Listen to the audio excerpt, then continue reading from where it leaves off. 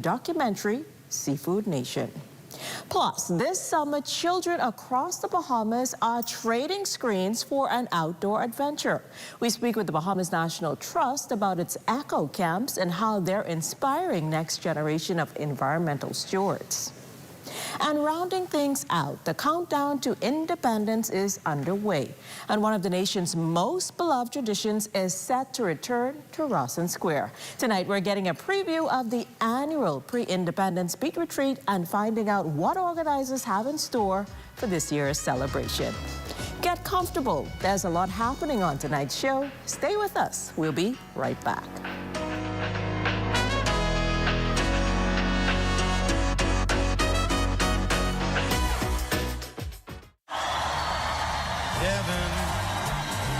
I'm in heaven, and my heart beats so that I can hardly speak. Out together, dancing cheek to cheek. I'm Jordan, by the way. Tom. Oh, isn't that nice? Wait, you missed it? You haven't been on the website. Here's how TDC can help you. Whether you're turning your home into a vacation rental, pitching a business idea, or growing what you've already started, the TDC is here to help. Visit tdcbahamas.com for every conversation, event, grant, and opportunity happening near you. Tourism is all of our business, and the TDC is here to support yours.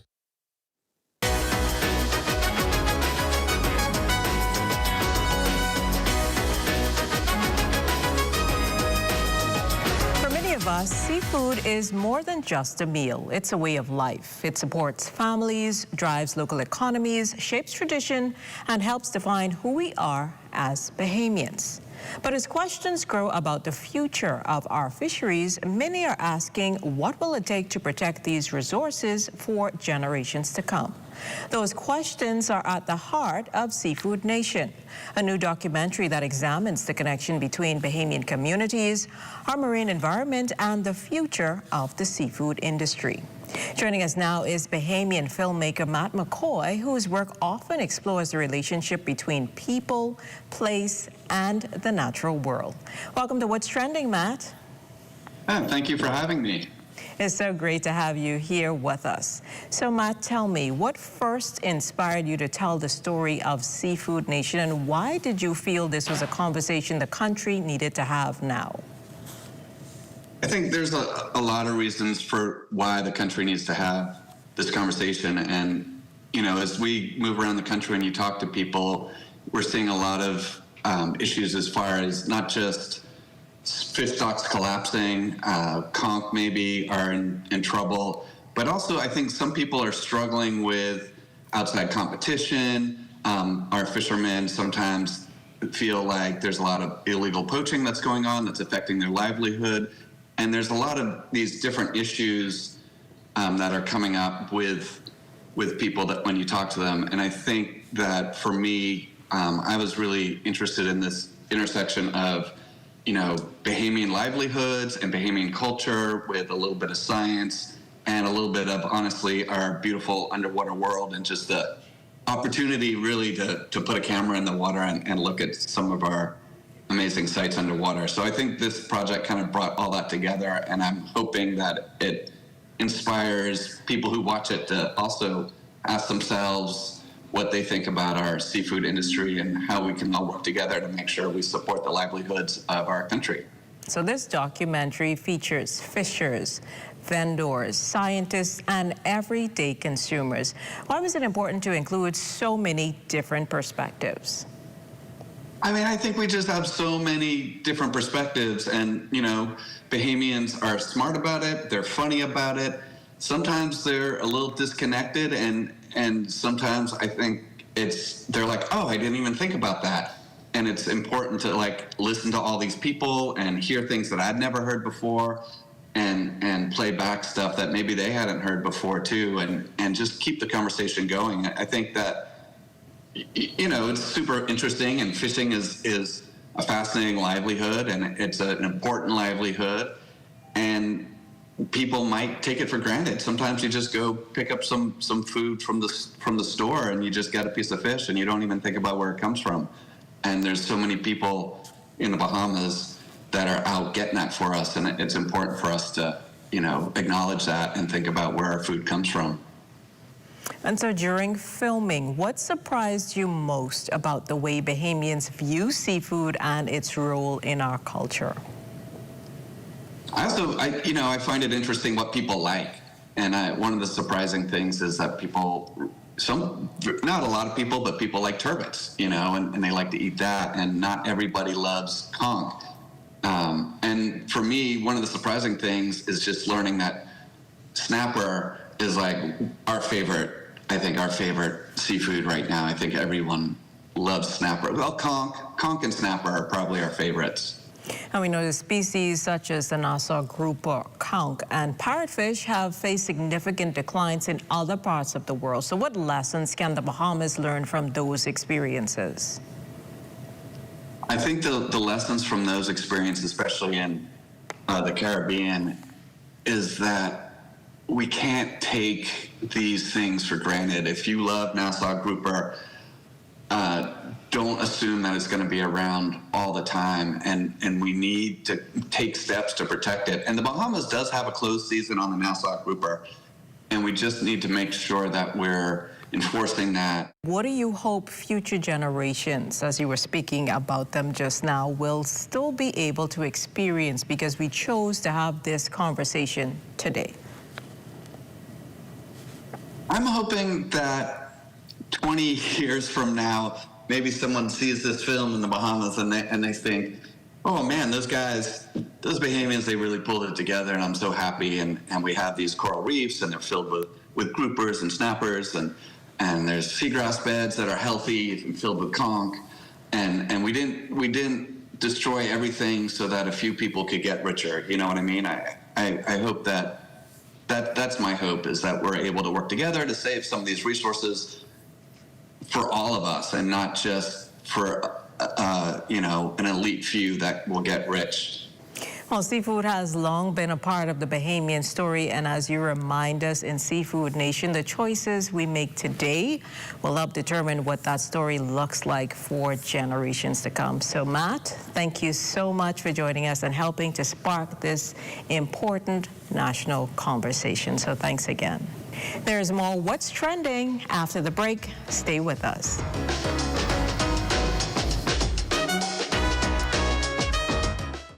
When the craving hits, there's only one thing everybody agrees on. Hot, crispy, Wendy's chicken tenders. Made to satisfy every bite. Whether it's served as a slider or wrap, it's always perfectly seasoned, perfectly crunchy, and always cooked fresh. From lunch with friends to family moments worth sharing. For chicken tenders you're gonna know by name, gotta be Wendy's.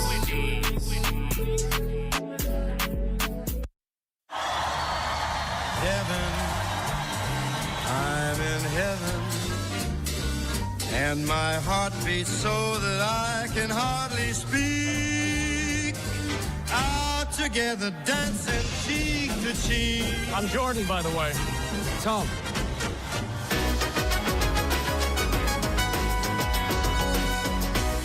Summer is here, and while many young people are looking for fun and adventure, the Bahamas National Trust is offering opportunity to learn, explore, and connect with nature through its summer eco camps.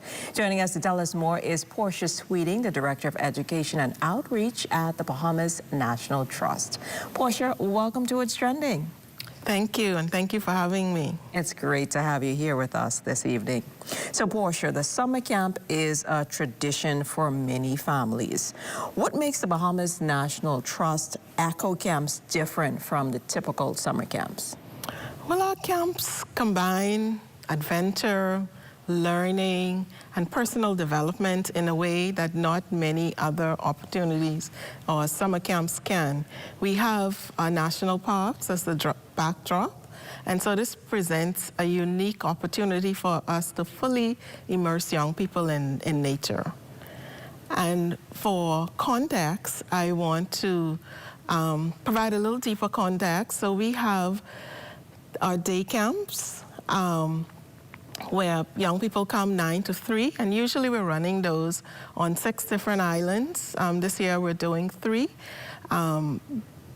Then we have our internship. This year we're working with Ministry of the Environment, and those students will be learning nature photography throughout the month of July. And then we have a mega eco camp that brings young people from 16 different islands to Andros for one fully immersive week in nature. That sounds like you have a whole lot going on. A lot. So for parents who may be hearing about the camps for the first time, what can children expect when they're signed up? A whole lot of fun, but learning in disguise. So we have, you know, from snorkeling to nature hikes to kayaking, camping, wilderness camping in our overnight camps. We have a whole lot of immersive experiences in nature. Now, you were telling me earlier that BNT has been doing this for the last 30 years. Yes. And you personally have been involved for the last 18 Yes. of those years. So the camps, as you mentioned, are happening across several islands. How important is it to give young people opportunities to connect with nature right in their own communities? Absolutely important. We want young people to understand the role they can play in protecting the environment. They are our next generation leaders, business people, and so we want them to appreciate and understand the environment, because we feel that will make them passionate and interested in championing the cause. Also, the environment on different islands are unique. And so they vary from island to island. And so we want kids, bringing kids to a camp like we do gets them connected, but also inspire pride in their local resources that are right in their backyard. And obviously, speaking about connected, we obviously live in a digital world. Yeah. And many children spend hours indoors on screens. So why is it so valuable, as you touched on just now, to get them outside and immersed in nature? Nature inspires creativity. It promotes exercise. It develops mental and emotional capacity. And so research has shown that nature is good for young people. It's good to get them inspired and connected to nature.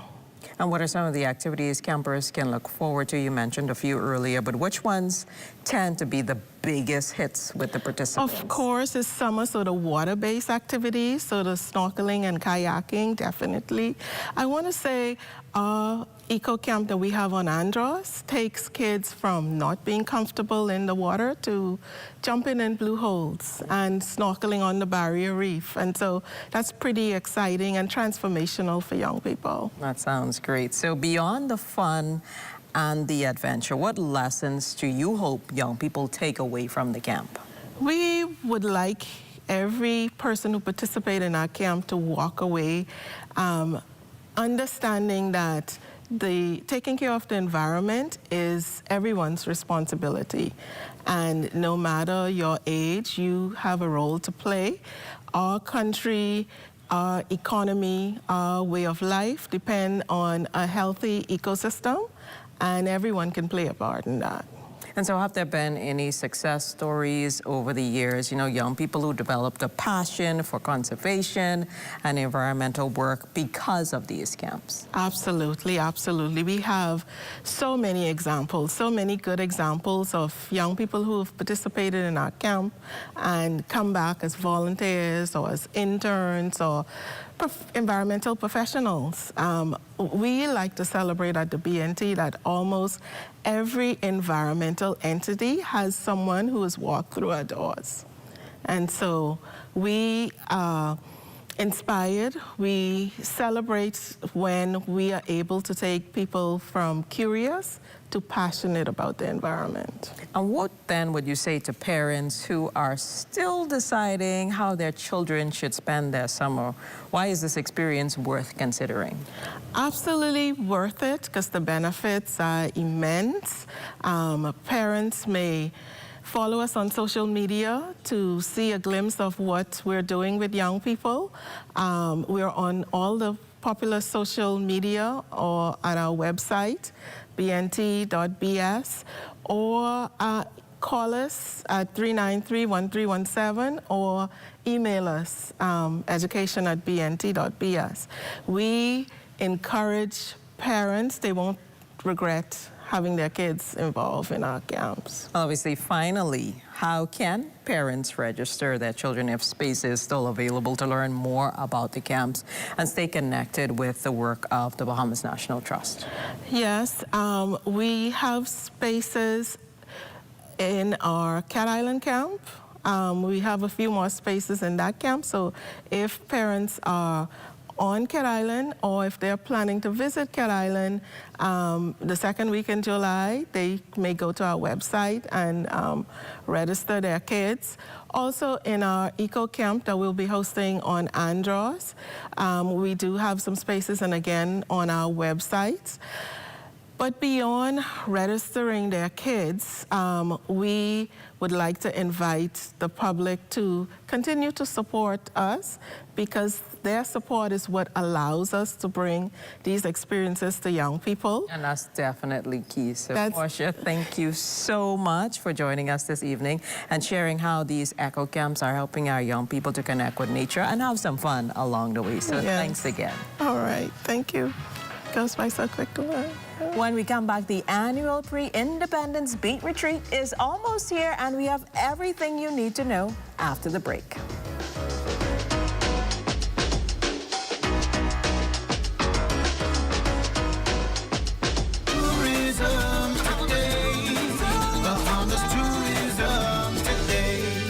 With the painting of the newest mural at the Ranfurly Home for Children, brand ambassador Berniska Bullard and SPCS National Women League volunteer Niha Italia explained the broader significance behind this latest initiative. So today has been so exciting. We're so grateful at Ranfurly to have this partnership. We welcome 127 women from the United States, different states. It's been so cool. Partnerships like this is really important because we really depend heavily on donations and support from the public, and maintaining this relationship with the Ministry of Tourism has been so beautiful. They have been so receptive of us, and every time there's an opportunity or someone that wants to reach out and leave an impact in the Bahamas, we are always one of their first choices, and so we're so incredibly grateful. Today's mural project is not only was a fun activity, but it was also like practical. One of the things that we want to do at Ranfurly is continue to move forward and really move towards more sustainability. So the idea is to make this space very beautiful but also functional. We want to be able to live off the land and be able to feed our kids. So these beds are beautiful, but they're going to represent sustainability and more like healthy food and produce. So this is part of a bigger project towards going green, and we're so grateful for the Ministry of Tourism, of course, for this partnership and their continued support over the years. I'm so grateful to the Bahama Tourism Debbie, social media, also the Ranfurly Home for Children, for giving us this opportunity and serve these wonderful people, the kids, to make any difference we can do as our part, We are not just adding today the colors on the wall, but we are also helping creating brighter and more welcoming the space for all these children who really in the need. For more tourism updates, visit Tourism Today or Bahamas.com. This is Tourism Today.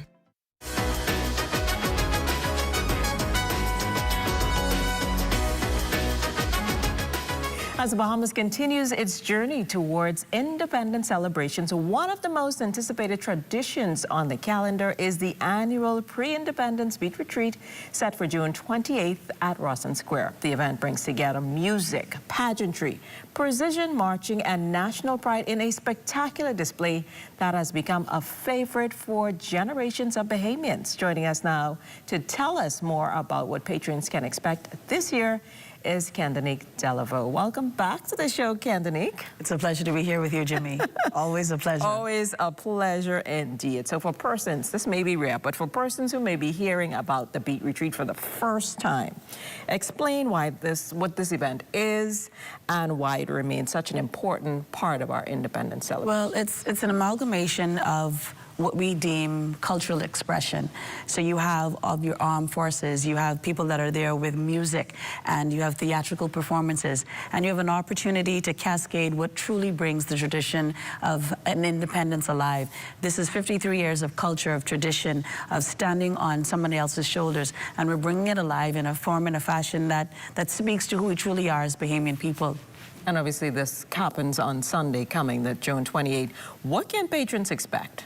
They can expect some razzle-dazzle. They can expect their Bahamian favorites, their rake and scrape. They can expect the beat of the drum. They can expect music like they've never heard before. They can expect reenactments. And of course, they can expect the Bahamian spirit to be fully informed, fully engaged. This is 53 years. This is our independence. This is who we are as a people. And for that reason, and for that reason alone, we think that it's important for us to come together and to express who we truly are. 53 years of greatness, of purpose, of moving forward. And now we know every year there seems to be something new added to the program. So are there any special highlights or surprises planned for this year's edition that you can share with us? I don't want to give too much away, right?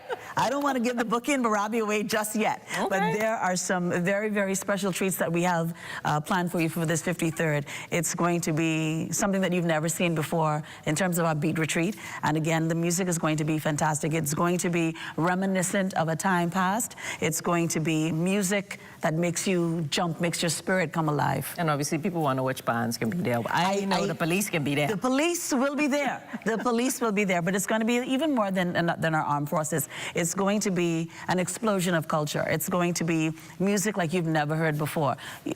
There's going to be nobody in the stands, nobody that's even seated that can stay seated. You're jumping out of your seats this time. Now, this is basically when you see Beat Retreat come around, we know that this is the kickoff to our independence celebration. So you were able to bring us up to speed on what else we can expect. So, of course, you have the People's Rush. Like, the People's Rush is my favorite, right? Yeah, we know. So the People's Rush is my favorite. Then you have, of course, the Fun Day. Of course, we're going to do that again at Clifford Park. And we have the entire opportunity for you to have the Fun Day. Then we have our Cultural Day. We have our Flag Day. So these are all days leading up to the independence. And, of course, they all make you lead up into the 53rd. And obviously, going back to the Beat Retreat, how does this help us to preserve and continue to celebrate our Bahamian culture? Well, if you don't know where you've come from, you can never get to where it is that you're going. And so 53 years of welcome to the Commonwealth of the Bahamas, all of our islands, all of our keys, all of our people. This is tradition, this is culture, this is heritage. This is what makes us Bahamian. You is you and I is me. This is what makes us us. And so 53 years of being in the Commonwealth of the Bahamas, being the Commonwealth of the Bahamas, this is what we think heritage and tradition truly is. And so this year, it's going to be something truly different. Sometimes we have a feeling that we've seen this before, but you haven't seen this. This is not repetition. This is a brand new Bahamas. I like that. So is this an event? I know some people feel like maybe it's just for adults, but this way everybody? No. You bring everybody. You bring everybody. You bring every single person. You bring from the baby to the breast to the person in the wheelchair. We want everybody to come out. The Bahamas is just not a melting pot of one particular person. We don't live in silo. So we want the babies. We want the teeny boppers. We want the elderly. We want the in-between. We want the middle-aged, Generation X, Y, and Z, all on one playing field. Everybody has to come out. We all make up the community.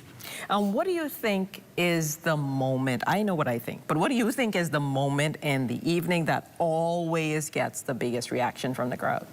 For me, if you're talking about the Beat Retreat, I think it's the very moment when you see the policemen come up and they form the flag.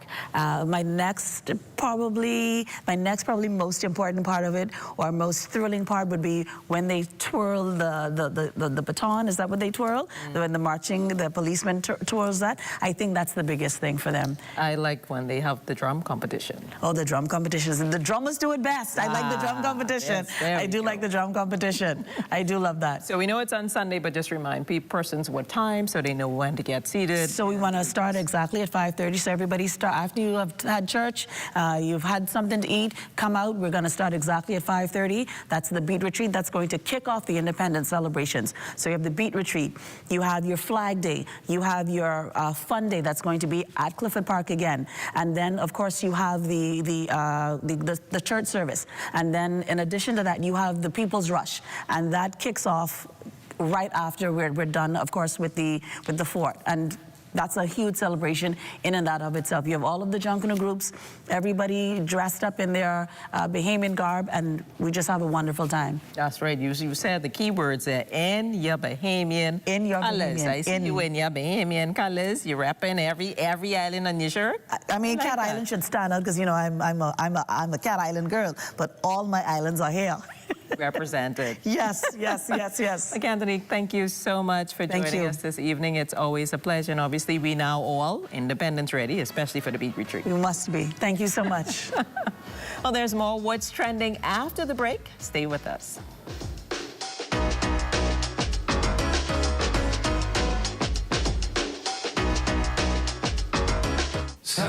Ladies and gentlemen, let's make it a date. Saturday, June 27, 2026, 7 p.m. at Atlantis Paradise Island. It's the King Noah National Parkinson Foundation's 26th Annual Gala Charity Ball. Cocktails begin at 6:45 p.m. Food prepared by international chefs. Tons of prizes and surprises. Entertainment by the Royal Bahamas Defense Force Pop Band, DJ Gary Super Johnson, and the Dynamic Essence Band. Once again, it's Saturday, June 27, 2026, 7 p.m. at Atlantis Paradise Island. If you haven't already purchased your ticket, give us a call at 242-477-3782. That's 242-477-3782. With your help, we can continue to tell those with Parkinson. We are not strong, and I'll be your friend. Baked sandwich. I really like the honey mustard sauce. And then like the crispy bacon on it as well. Oh, it's pepper jack cheese. I love the spice. I love the crunch. I love the original sandwich, but just that simple addition of bacon was like over the top. The chicken is really good. I like it. I like it a lot. I rate this a 10 out of 10. I'd eat this again. Love that chicken from Popeyes.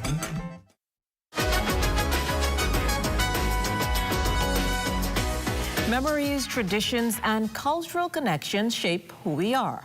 On Tuesday, we explore a thought-provoking new exhibition that turns these experiences into powerful works of art, encouraging viewers to reflect on what they carry with them through life.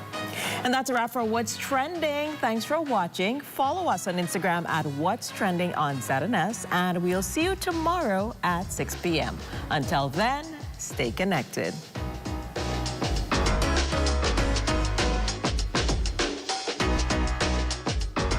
What's trending in business? Who's making major money moves, and how's it shaping your future? This is Economics, your front row seat to the biggest stories in business, innovation, and finance. Powered by the Sand Dollar, the digital currency of the Central Bank of the Bahamas. It's fast, secure, Bahamian. We're breaking down the numbers, the news, and what it means to you. Tune in every Thursday at 6 p.m. for the trends, the insights, and the stories that matter. Get informed, get inspired, get in the mix with Economics.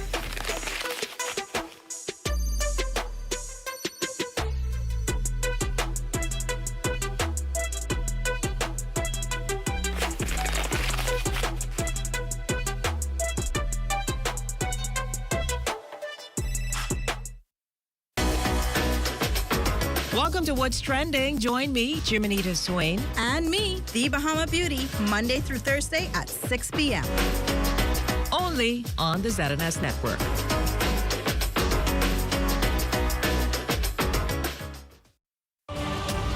At Centerville, I'm LaDawn Davis. This is ZNS.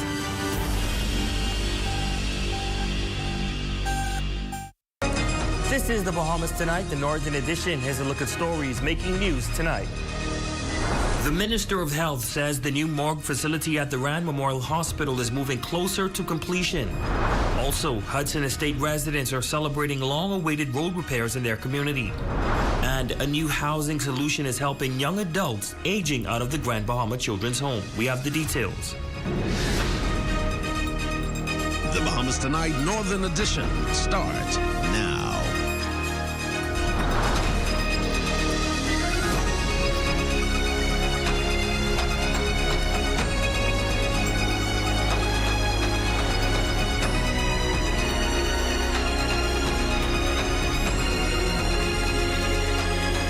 Good evening and welcome to the Bahamas Tonight, the Northern Edition. I'm Ramiko Knowles. Thanks so much for tuning in. Topping news, Health Minister Dr. Michael Darville is providing new details on the long-delayed morgue facility at the Rand Memorial Hospital. Speaking during the budget debate, Darville says manufacturing issues were responsible for the project's setbacks, but told Parliament that the progress is now being made and that the government is moving closer to completing the much-needed facility for Grand Bahama. More of the details in tonight's top story.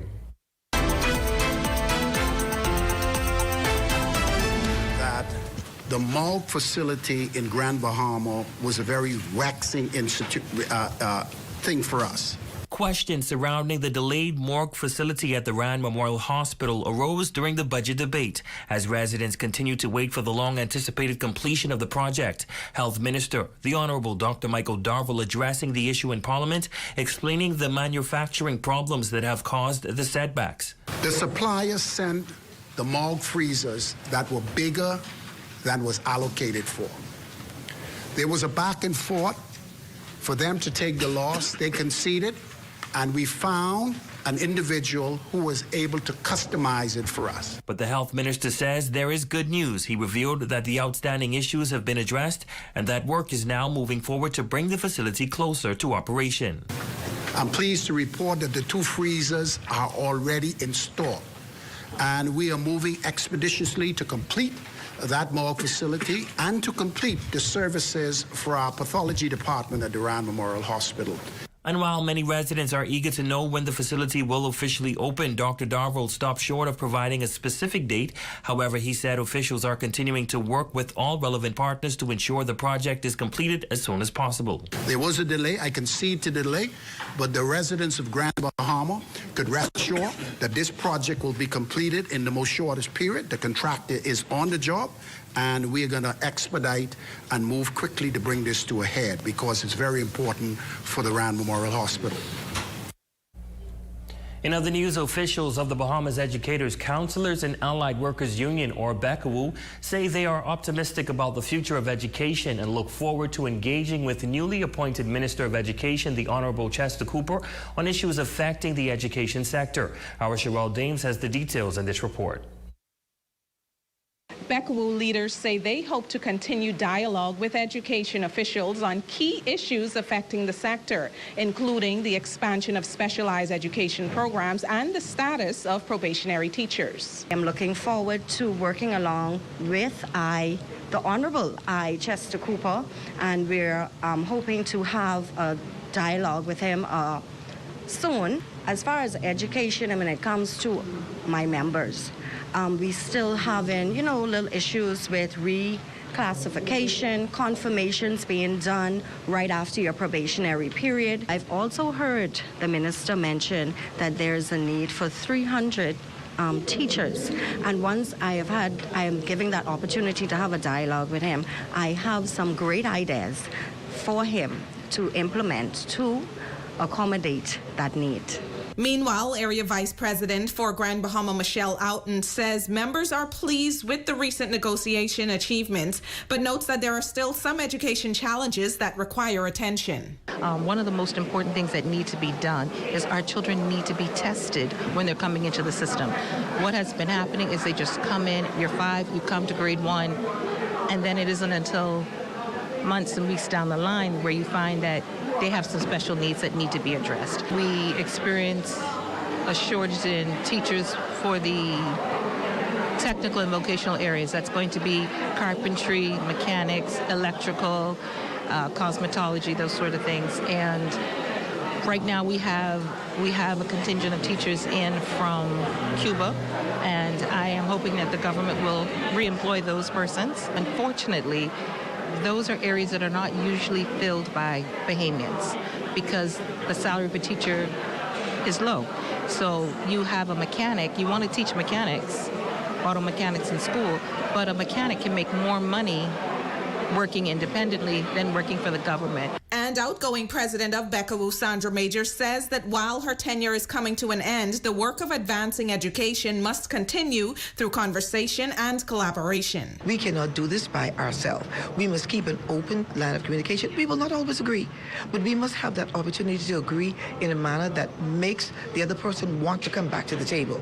Because if we cut all of the ties, then what will we have left? We will have nothing. The world of it is already, children, everything is already distorted. There's no right or wrong. People are fighting all the time. As educators, we have to learn to set a better example. For the Bahamas Tonight, the Northern Edition, I'm Sherelle Dames. Well, young people aging out of the Grand Bahama Children's Home could soon benefit from a long-term housing solution as the government moves to restore transitional living facilities designed to support their journey into adulthood. Sherelle Dames has more in this report. Minister of Social Services, Senator the Honorable Barbara Cartwright, says the foundation has been laid to provide housing and continued support for former residents as they transition into adulthood. The minister noted that many young people leaving the children's home still require guidance, mentorship, and care. Historically, the Columbus houses for boys and girls served that purpose. However, those facilities were discontinued and renovated following Hurricane Dorian in 2019. Now, Minister Cartwright says government is now awaiting the execution of lease agreements for 3 facilities: the Columbus House for Boys, Columbus House for Girls, and the Pace Center, all previously managed by the Department of Social Services in Grand Bahama. Cartwright expressed confidence that the leases will be finalized within the coming weeks. In the meantime, the young people remain under the care of the Department of Social Services and are being housed at a private facility. The minister also noted that discussions with the board of the Grand Bahama Children's Home have been productive, adding that despite existing challenges, all parties remain committed to ensuring the children receive the support necessary to thrive. Minister Cartwright says protecting vulnerable children and young people remains a top priority for her ministry. For the Bahamas Tonight, the Northern Edition, I'm Sherelle Dames. Thanks, Sherelle. The news from the Abaco Crime Beat. Police on that northern island are investigating a failed shooting that left 1 man dead and another injured early Monday morning in Dundas Town, according to police. Shortly after 1:30 a.m., officers received reports of a shooting on Boodle Drive near a business establishment. Emergency medical services and police were immediately dispatched to the area. When authorities arrived, they discovered a white Honda that had crashed into bushes along Forest Drive. Inside the vehicle was a 32-year-old man suffering from multiple gunshot wounds to the abdomen. The victim was rushed to the Marsh Harbor Clinic for treatment but later succumbed to his injuries. He was pronounced dead by a physician at approximately 2:38 a.m.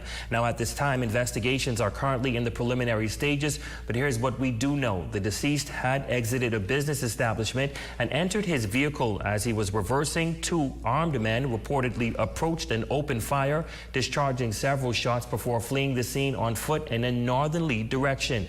Now, police officials also revealing that this shooting death resulted in a 20-year-old man also being shot. The victim told police he was leaving a nearby business establishment and heading toward his vehicle when he heard gunshots and felt pain in his shoulder.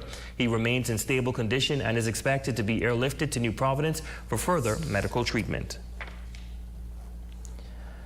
Well, as police continue to police are appealing to the public for any information in that matter. In other news, a crash involving a motor vehicle and a motorcycle redirected traffic at the intersection of East Mall Drive and Pioneers Way earlier today. Police say the motorcyclist sustained minor injuries and was transported to the hospital where he received stitches to a laceration. The occupants of the motor vehicle were not injured. However, an 8-month pregnant passenger was transported to the Rand Memorial Hospital as a precaution for observation. The car sustained damage to the front end while the motorcycle was removed from the scene. Officers are investigating the cause of the accident. Meanwhile, police are reminding the public to drive with due care and attention and use caution at intersections.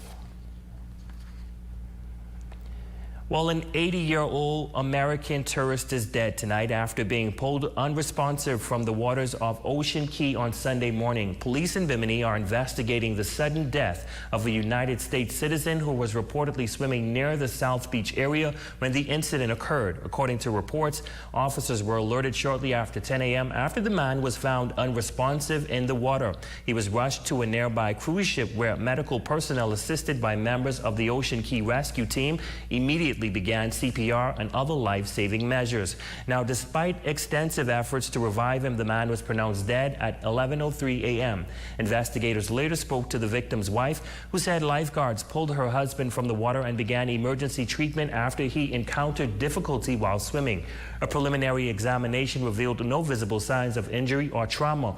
Authorities say an autopsy will be conducted to determine the exact cause of death. Police continue their investigation into the incident and are appealing to anyone with information to contact the nearest police station or Crime Stoppers. And still to come. Grand Bahama's all-star Junkanoo Group prepares to take its talents to Bay Street. Stay with us. That story, sports, and more still ahead.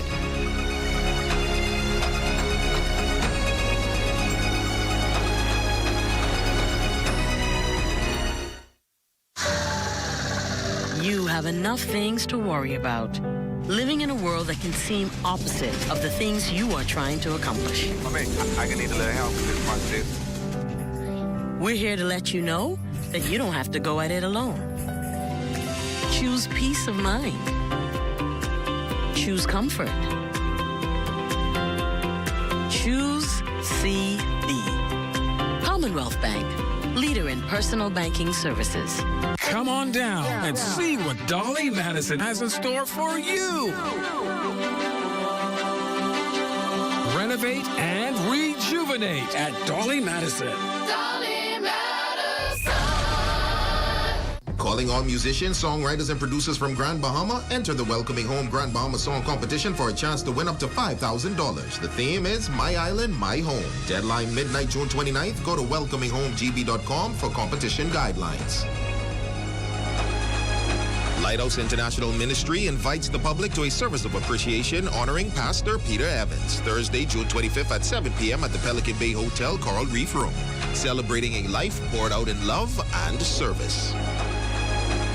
Do It Center's Father's Day sale this Saturday, June 20th, 7 a.m. to 6 p.m. 25% off store-wide, then end-of-month two-day sale, June 26th and 27th. 20% off store-wide. Don't miss it. KMW Battery and Tires has great deals on quality motor oils, starting as low as $5.50. Keep your engine running right for less. Call 351-2595 or visit today for service you can trust. Registration is open for the Welcoming Home Grand Bahama Race and Health Fair on Saturday, July 4th. The race begins at 6 a.m. at the Ministry of Grand Bahama in the Harold de Gregory Building. Walk, run, or bike to win grand prizes. Sign up today at welcominghomegb.com. Save more drugs. We got you. From cosmetics to prosthetics, what you need for your family, the brands you're looking for, the quality you expect, the prices you need and deserve. Feel the love. Save more at Save More Drugs. Your number one team in the North. Only the sun covers the Bahamas better. Welcome back. Grand Bahama's Junkanoo groups are joining forces for a historic cultural showcase in the capital. Performers from across the island will unite as the all-star Junkanoo collective takes the rhythm of their goatskin drums to Bay Street for the country's independence celebrations. Our Sherelle Dames has the story.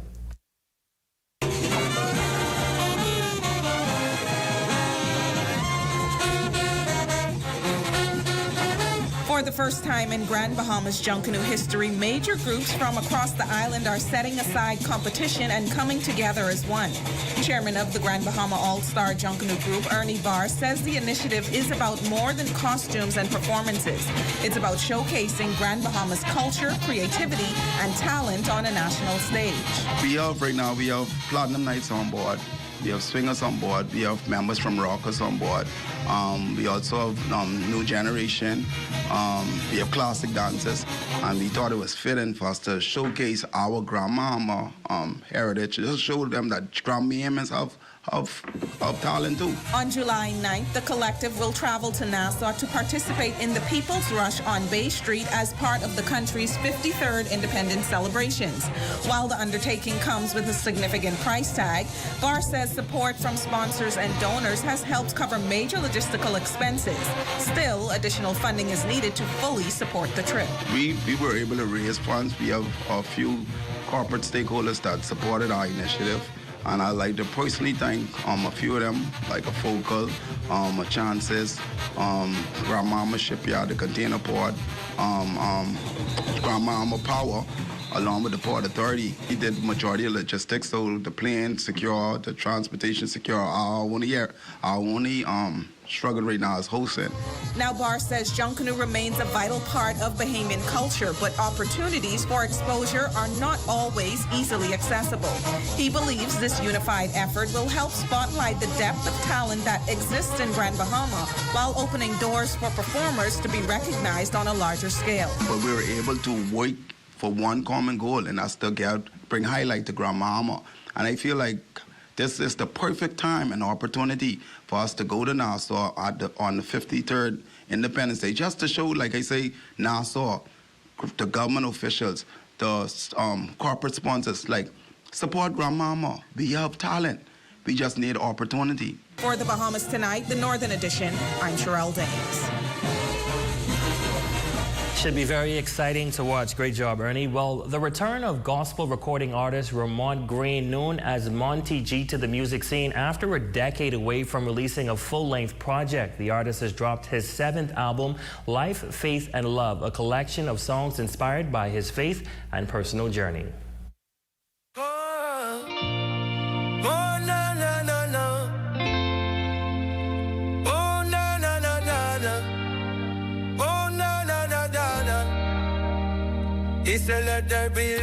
After a 10-year hiatus, Grand Bahama gospel artist Ramon Green, better known as Monty G, is making a powerful return to the music scene with the release of his brand new album, Life, Faith, and Love. Those 3 facets of life, I think, are relatable to everyone, you know what I'm saying? And those are the things that kind of define us and who we are, our faith, what we believe in, you know what I mean? That really kind of says how we live our life. The project marks his 7th full-length album and features collaborations with several internationally recognized and local artists. Papa San, he was old school dancehall DJ, was very big and secular, but now he's in gospel. Also, Marion Hall, formerly known as Lady Saw, is also on the album, and then that's a local flavor from Nassau Twin them. While the album boasts impressive musical partnerships, Monty G says the true inspiration behind the project comes from his faith and a desire to share a message of hope, encouragement, and God's love through song.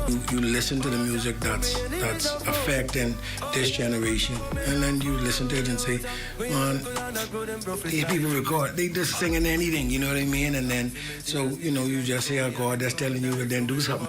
Green says he hopes listeners will find strength, healing, and inspiration in every track. It's been a blessing to me, you know what I'm saying? Been therapeutic, just working on it. So I just hope everyone else gets that same vibe from it.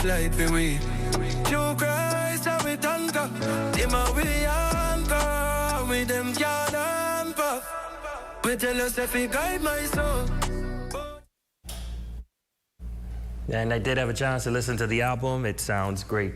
It's now time for your Health is Wealth Monday tip.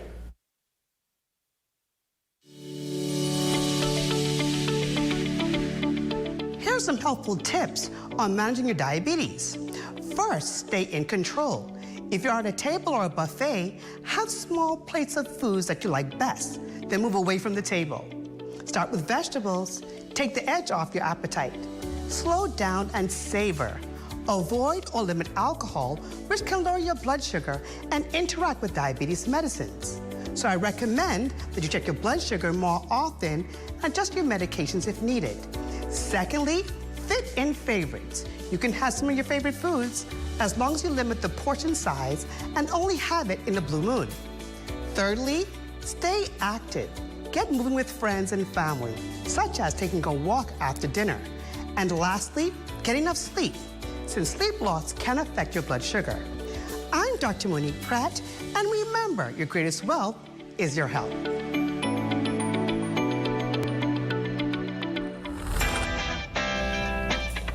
We salute our Facebook friend of the day, Joniah Smith. Thank you so much for your support, and we hope that you enjoyed your day. And that is a look at stories making news. Shane Stubbs is up next with your check on sports. Stay tuned.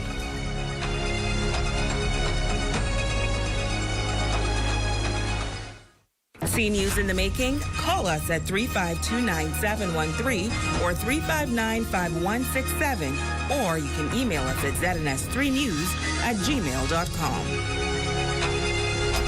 Grand Bahama, get ready for the annual Welcoming Home Grand Expo presented by the Ministry for Grand Bahama. July 1st through 10th, experience music, culture, business, sports, and unforgettable celebrations all across the island. Mark your calendars and go to welcominghomegb.com for more information. Journey to a serene oasis. Relax. Rejuvenate.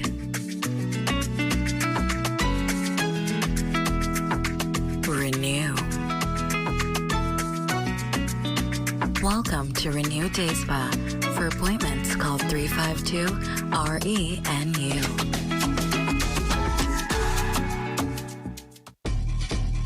Come and visit us at Shop Smart, 'cause everything is here. Yes, we have it all for you. Toys, clothing, office supplies, appliances, custom cut blinds, bedding, drapes, and rugs. Come and visit us on Mackey Street, 2 blocks down from Wolf Road. Call us at 698-1052. Shop Smart, and Shop Smart, and Shop Smart. Oh, everything is here. Save more drugs, from cosmetics to prosthetics. What you need for your family, the brands you're looking for, the quality you expect, vitamins you need, and prescriptions you gain. Feel the love. Save more at Save More Drugs. Here at Freeport Decorators, we have hundreds of products for you to choose from. Whether you're in the market for trophies, plaques, rubber stamps, corporate signs, any kind of interior signage, stamps, or seals, we're your one-stop shop. We feature glass, acrylic, crystal awards for every occasion. We build all the trophies here on site.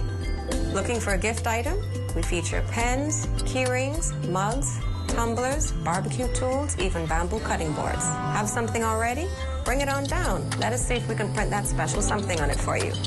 Need a headstone? Memorialize the memory of your loved one with a beautifully lasered granite marker. Our store hours are Monday to Friday, 9 to 5. We focus on customization. So if you have an idea or a new concept, bring it on down or call us at 352-5557 or even WhatsApp your idea to us at 646-0777 and we will do our best to make your awards and recognition ideas a reality.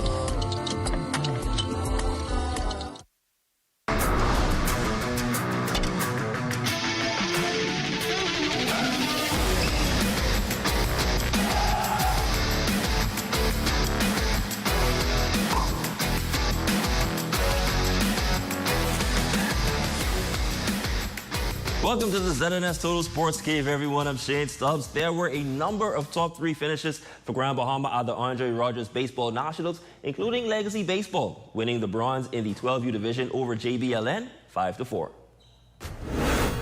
I told the boys we have to show a lot of heart today.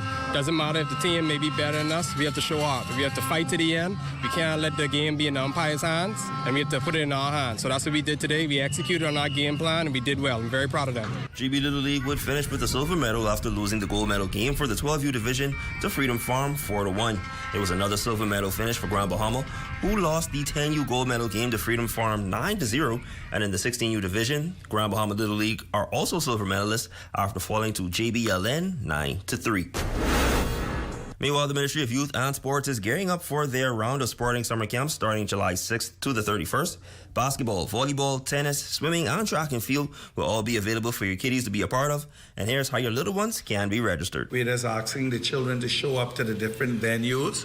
And once they get to the venues, we carry out a registration drive for the campus. We have the St. George's Gymnasium. We also have the 8 Mile Rock High School gymnasium, along with where we'll be doing volleyball and basketball. And we also have the Bishop Michael Ellen School, where we'll be doing swimming, and I'll learn the swim program. And then we'll also have tennis. We will announce that location in short order. Once the campus get there, we get their name and all of the pertinent information. We want to make sure that we know all of the information about them. And in the WNBA, the New York Liberty and Los Angeles Sparks went down to the wire, but a go-ahead 3 at the buzzer for the Sparks would lift them to victory 98-97. Jonquil Jones and Brianna Stewart led the Liberty with 18 points apiece. Jones added 8 boards, 2 steals, and 1 block in the loss. The Liberty will be back on the court on the road versus Asia Wilson and the Las Vegas Aces Tuesday evening at 10 on USA. And that's my time, everyone, but your local forecast is next. I'm Shane Stubbs, and remember, every small step today builds the bridge to your dreams for tomorrow. Tonight's weather forecast is brought to you by Royal Star Assurance. 'Cause it's so beautiful.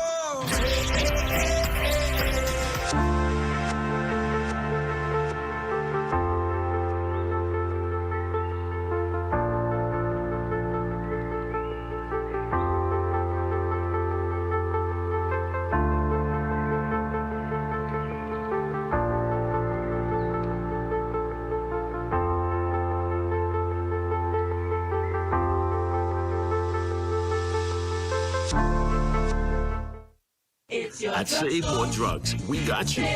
We got what you want. We got what you need. We got what you came for. The quality you expect. The prices you need and deserve. Save more at Save More Drugs.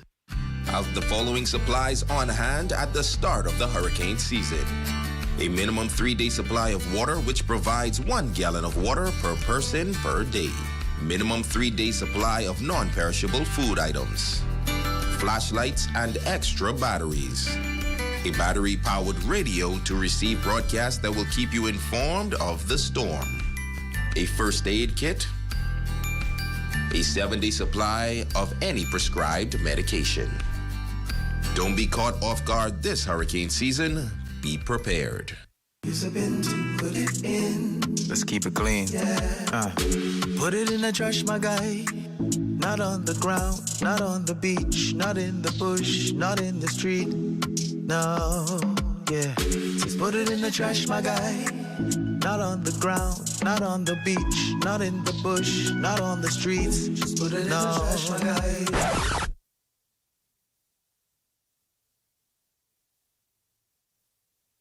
Bombastic side eye. Criminal offensive side eye. Put it in the trash. Put it in the trash. That's it, that's it. Put it in the trash. Just put it in the trash. Put it in the trash. That's it. Just put it in the trash, my guy. Not on the ground, not on the beach, not in the bush, not in the street. Just put it in the trash, my guy. Yeah. Just put it in the trash, my guy. Yeah. We just gotta keep Grand Bahama clean. Your number 1 team in the North. Only the sun covers the Bahamas better. And that is going to do it for us here in the North. I'm Ramiko Knowles. Thanks so much for tuning in. Here's a live look at the Bahamas tonight, coming your way next.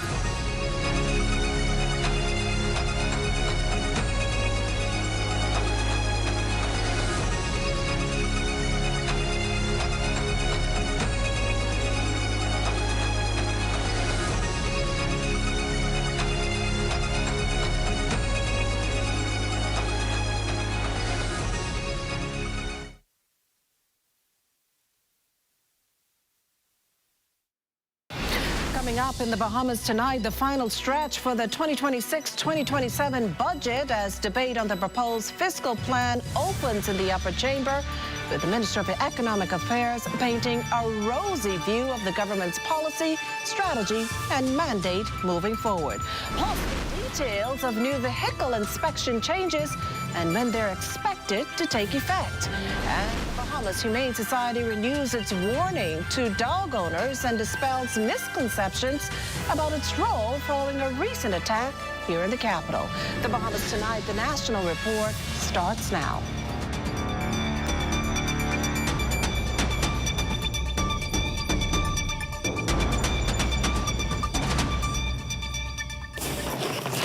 evening, everyone, and welcome to the broadcast. As the national budget debate gains momentum, government ministers and senators are stepping forward to defend their record and lay out plans for the year ahead. Today, one of the government's key cabinet ministers took center stage, making the case for continued investment, reform, and a vision he says will help shape the future of the Bahamas. Here's Leah Cooper with that story.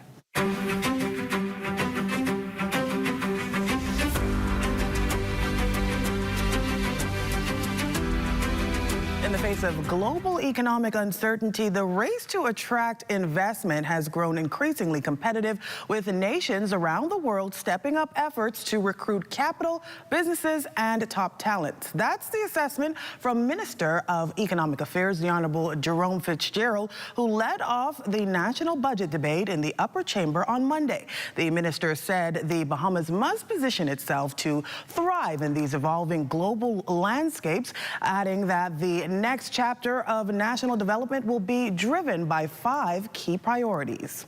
First, improving affordability and reducing the cost of living.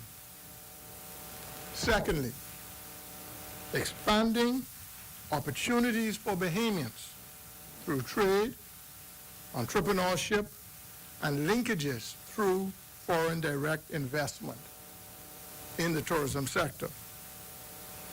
Third, strengthening competitiveness through modern institutions, standards, and innovation.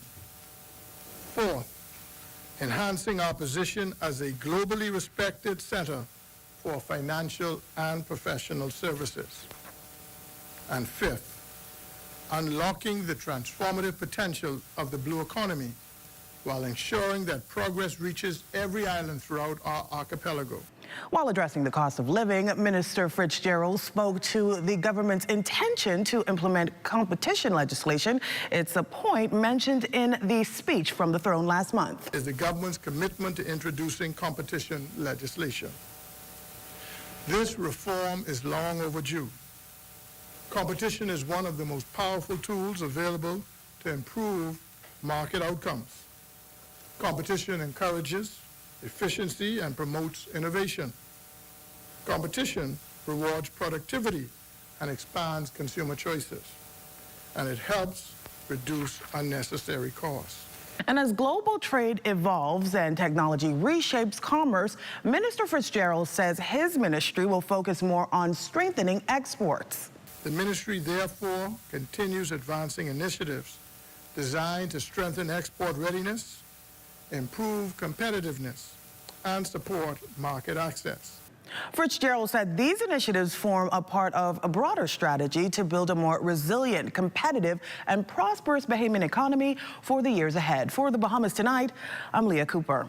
Well, thanks, Leah. Now, the upper chamber's youngest members, Desante Small of the governing Progressive Liberal Party and the Free National Movement's Dr. Trevor Johnson, made their inaugural contributions to the budget debate Monday afternoon. Senator Small using the opportunity to address health care, noting that while health care will secure its largest allocation this upcoming fiscal period, still more must be done to ensure the concerns of patients are heard and the efforts of healthcare workers are not diminished. That is why I believe we must continue investing not only in infrastructure and equipment and supplies, but also in crisis communications, compassionate patient engagement, customer service excellence, and patient-centered care training throughout every level of healthcare delivery.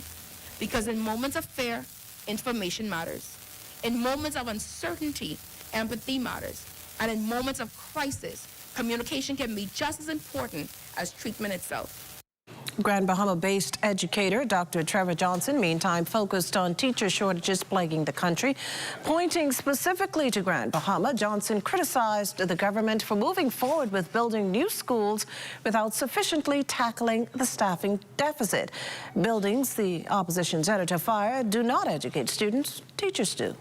Madam President, I urge the government, before we rush to build new facilities, we must ensure that we have the human resources to staff them.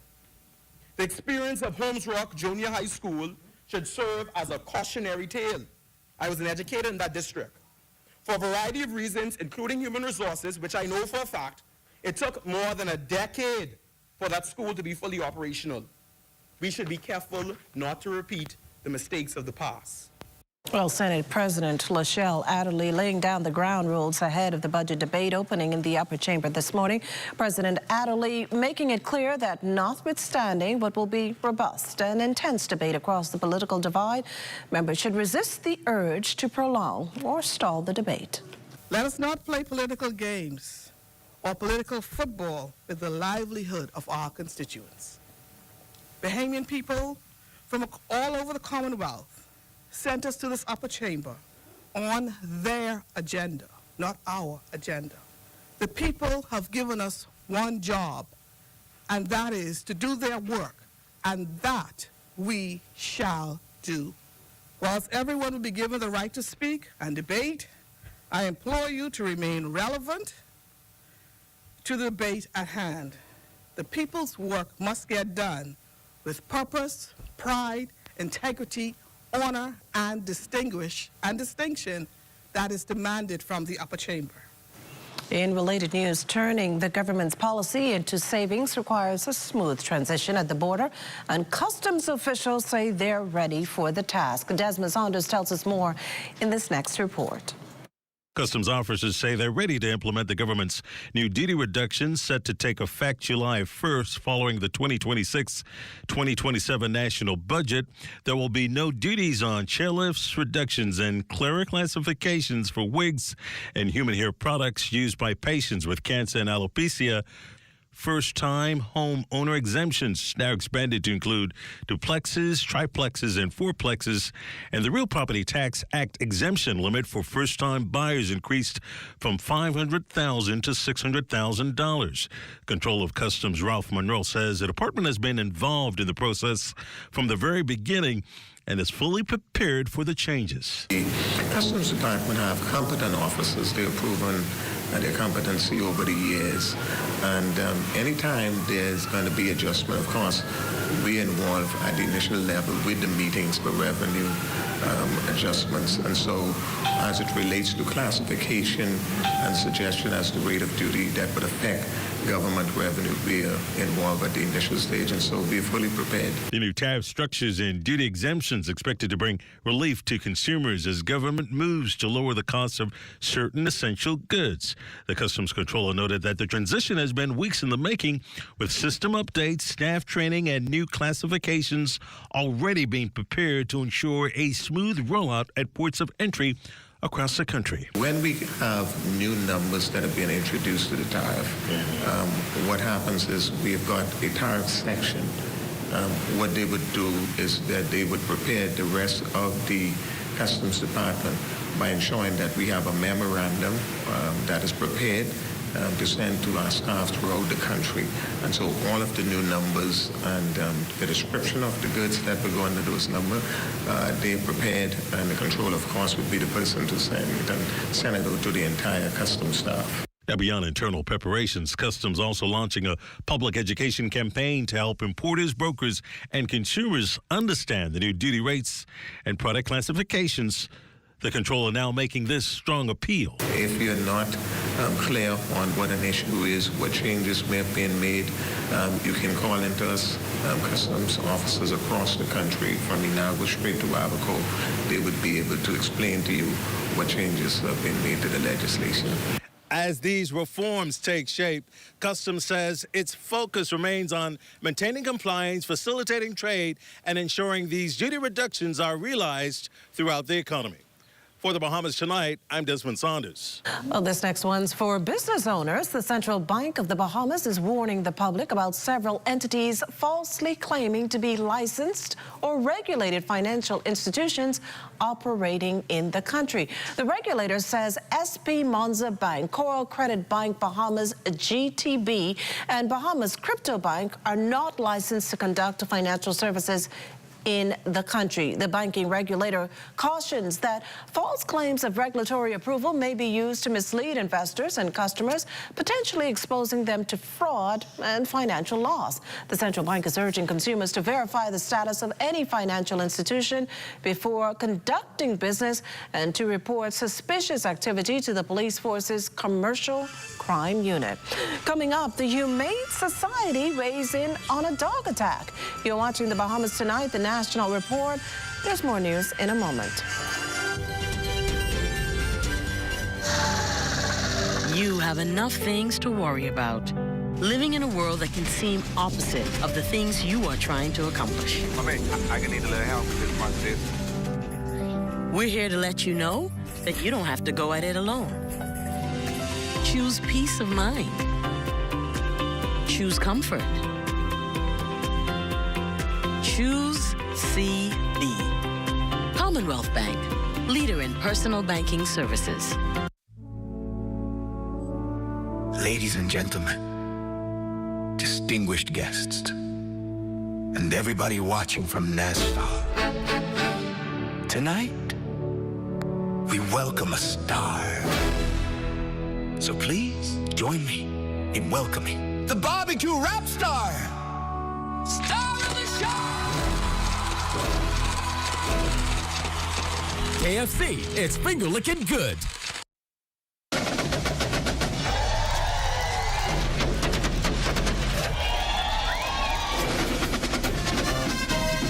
Join us Sunday, June 28th at Rawson and Parliament Square for the Independence Beat Retreat. Celebrate the 53rd anniversary of Bahamian independence with an evening of culture, entertainment, and spectacular performances. The Cultural Village opens at 3:30 p.m., showcasing the best of the Bahamas. We'll see you there. Health is the greatest gift. That's where we come in. Bahamas Medical and Surgical Supplies is a premier distributor of medical equipment, as well as medical and surgical consumables. Our engineers are always on hand, providing top care service that saves lives. We carry a wide selection of over-the-counter and prescription items, IV fluids, and other injections. Our products are state-of-the-art, and our entire team stays on top of cutting-edge technology. With more than 2 decades of dedicated service, Bahamas Medical and Surgical Supplies continues to be a trendsetter and innovator in healthcare. We have set ourselves apart by truly caring for our customers. We understand the intricacies of healthcare, and we produce spectacular results. We cherish our partnerships and nurture our friendships as we continue on our quest to help everyone maintain that wonderful gift of good health. Find us on 95th Terrace, Centerville, and now located in the Lucaya Shopping Center of Freeport. This portion of the news is brought to you by the annual Pre-Independence Beat Retreat. Don't miss this exciting event celebrating 53 years of Bahamian independence. We're here looking at a shot of Carmichael Road West, long known as City 2000. The area features a good mix of business and residential structures, and that shot courtesy of our drone pilot, Shane Gibson. Welcome back. Some important changes to the vehicle inspection and licensing process that could affect thousands of Bahamian motorists in the coming months. Today, the Transport Minister gave a breakdown of how the new prepaid system would work and when it will take effect. LaJon Davis has the story. Motorists across the Bahamas will now be required to pay a vehicle inspection fee of approximately $35 up front before their vehicles can be assessed and considered roadworthy. And for those whose vehicles fail to meet the required standards, the cost could be higher, as they will have to undergo the inspection process again until their vehicles are deemed fit for the road. Transport Minister the Honorable Leon Lundy says a new system is designed to reduce lengthy wait times and make the inspection process more efficient for the public. You don't prepay for the registration, you prepay for the inspection side of it, because previously you had to go and do the inspection and then come on the inside and pay. So we're getting away with that now. You have to pre-register in order to have your inspection done, and once that passed, then you go into the registration section and make one payment for the registration. The Minister of Transport says Bahamian motorists should not panic, as they have about 7 months to get their business in order. Make sure, as I said, that all of your lights are working, that your wipers are working, and that your brake lights are working. You just want to make sure that both you and the other persons that are using the roads are safe. Minister Lundy says motorists who refuse to bring in their vehicles even after failing the inspection process could face even stiffer penalties. If you fail to come in and register your vehicle, then you'll be riding on the road without a licensed vehicle.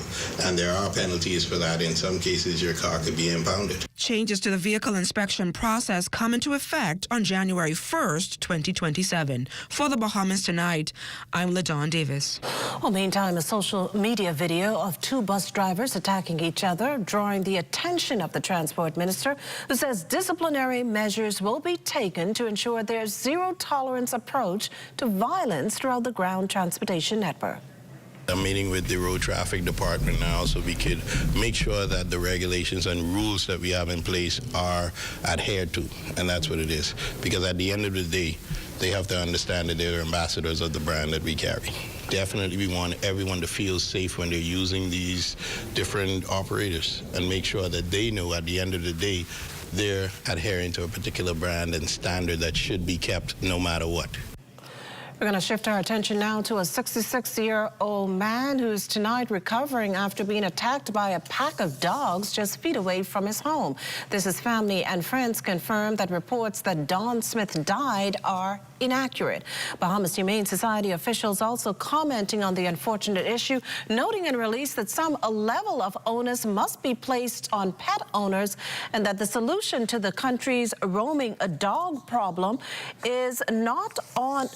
must be the responsibility on ownership, enforcement of existing laws.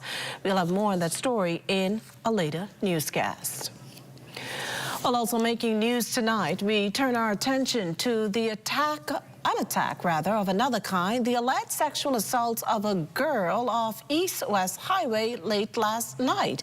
Police say a woman contacted them after her daughter reported she had been sexually assaulted by 3 men she knew following an event. Investigators say the suspects were last seen fleeing the area on foot in the direction of Montel Heights. The girl, meantime, was taken to hospital for treatment and evaluation.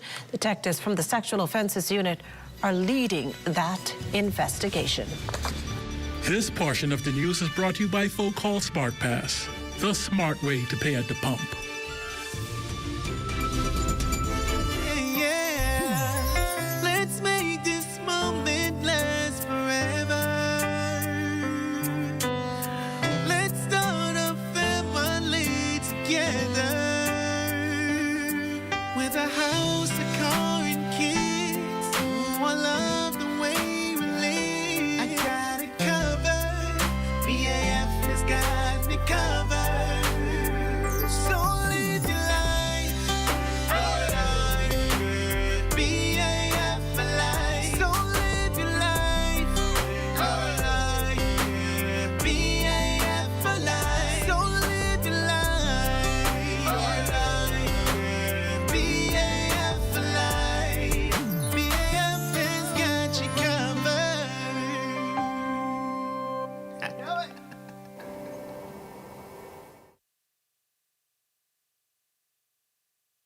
Baked sandwich. I really like the honey mustard sauce. And then like the crispy bacon on it as well. Oh, it's pepper jack cheese. I love the spice. I love the crunch. I love the original sandwich, but just that simple addition of bacon was like over the top. The chicken is really good. I like it. I like it a lot. I rate this a 10 out of 10. I'd eat this again. Love that chicken from Popeyes.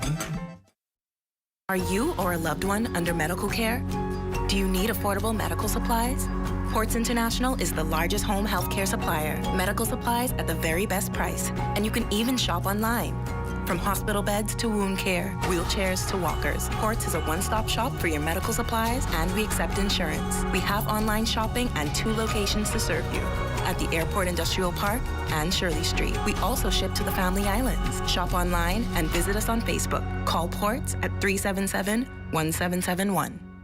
We go everywhere. Shop early at Janae's Chesapeake Road annual back-to-school sale going on now. Get up to 20% off on all school items in stock. Yes, all school items in stock. Shirts, jumpers, skirts, boys' long and short pants, school neckties, PE shorts, and a variety of colors and school monograms. Shop early and don't miss out at Janae's Uniform Center Chesapeake Road's annual back-to-school sale going on now. Remember, we go everywhere. Beat the rush and save, save, save at Janae's annual sale now.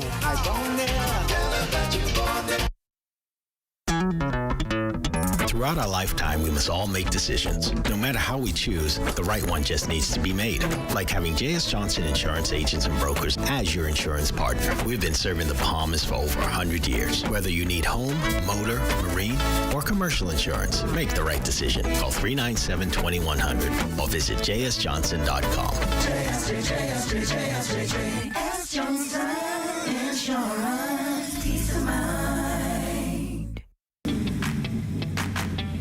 Introducing the Focal Smart Pass app that helps you to fuel up faster. Here's how it works. Download the app on the App Store or get it on Google Play and create your profile with payment details. Visit your nearest Shell station. Open the app, scan the pump's QR code, select your payment amount, and begin fueling. Say goodbye to cash and cards because the Focal Smart Pass offers secure and convenient payment options right at your fingertips. Download Focal Smart Pass now and fuel up faster today. Well, it's a Monday, and we're going to start the week off right, as we always do, with our fill of what's coming up in Access Now with Royston and Verlena. Good evening, Wakushla. It's a Monday, but it already feels like a Friday. I'm getting way ahead of myself. But we're talking tonight about the all-girls Fem STEM team who brought home gold and silver medals talking about renewable plastics and making prototypes of some very interesting products. Yeah, they brought that all the way back from London. And speaking of Bahamian women doing amazing things abroad, we've also got a Bahamian woman running for office in the U.S. Senate. So we're going to be telling you all about that story coming up later.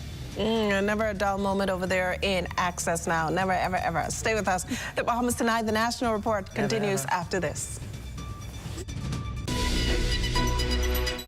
Nassau, get ready. This June 27th, YBE Promotion and Excalibur Entertainment presents The Season of Love, Part 2, R&B edition, on the lawn of the National Stadium ground with performances by... Get ready for Joe. It's Joe performing live. Come and experience the undeniable voice of Kelly Price.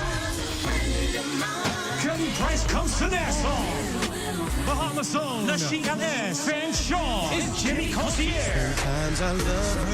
The legendary Brian McKnight.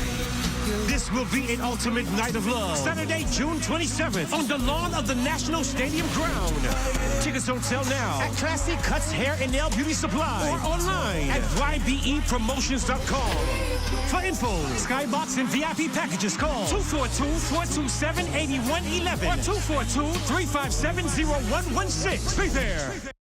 When the craving hits, there's only one thing everybody agrees on. Hot, crispy, Wendy's chicken tenders. Made to satisfy every bite. Whether it's served as a slider or wrap, it's always perfectly seasoned, perfectly crunchy, and always cooked fresh. From lunch with friends to family moments worth sharing. For chicken tenders you're gonna know by name, gotta be Wendy's.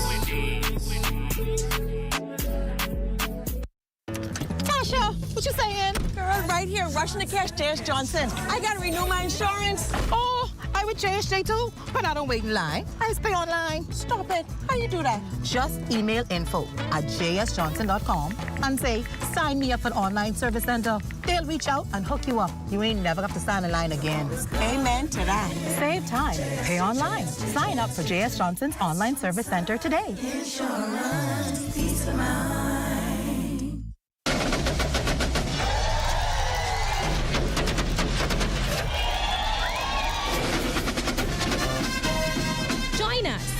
June 28th at Rawson and Parliament Square for the Independence Beat Retreat. Celebrate the 53rd anniversary of Bahamian independence with an evening of culture, entertainment, and spectacular performances. The Cultural Village opens at 3:30 p.m., showcasing the best of the Bahamas. We'll see you there. What you see on this television station is governed by IRCA's Code of Practice for Content Regulation. The Code of Practice covers matters relating to program content that are of concern to the community, such as local content, news, current affairs, and programs for children, advertising, including political advertisements, and the responsibilities associated with broadcasting in the Bahamas. The code also covers aspects such as access services for the hearing and visually impaired, and the procedure for lodging a complaint about anything broadcasted by this television station. The code is available on IRCA's website at www.ircabahamas.bs. To receive a copy of the code by mail or in person, you may telephone IRCA at 242-393-0234. Family Island dialing is toll-free at 242-300-8722. Or you may send a request by email to info@ircabahamas.bs.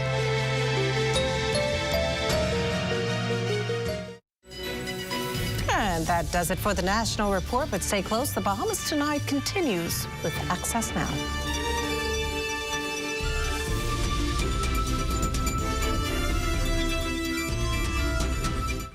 Tourism today.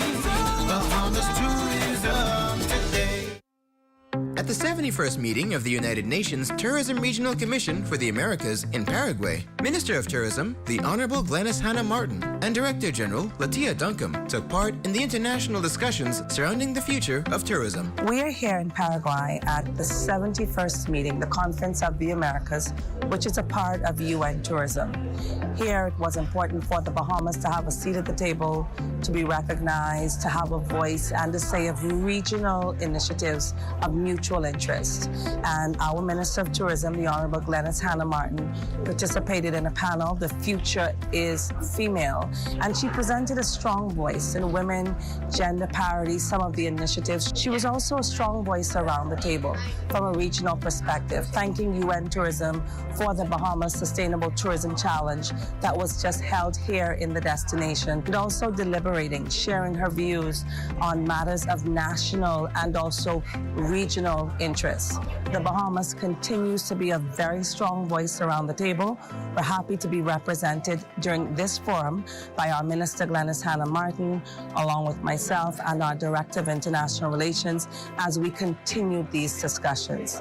The benefit of these sessions is to deepen not only the interest in the islands of the Bahamas, but access to resources. So whether it's micro, small, medium-sized businesses having access to funding and the different resources from alternate places, these are some of the things that we do in the Ministry of Tourism to expand opportunities for our Bahamians across the length and breadth of the Bahamas.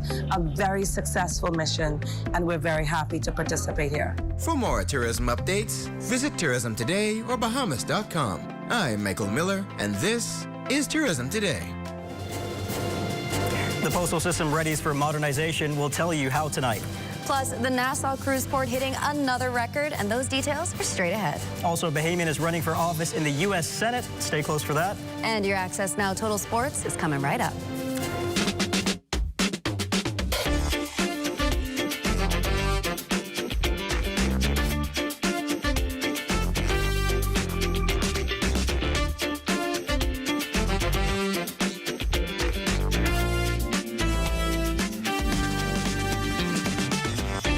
Bahamas Tonight Access Now starts now.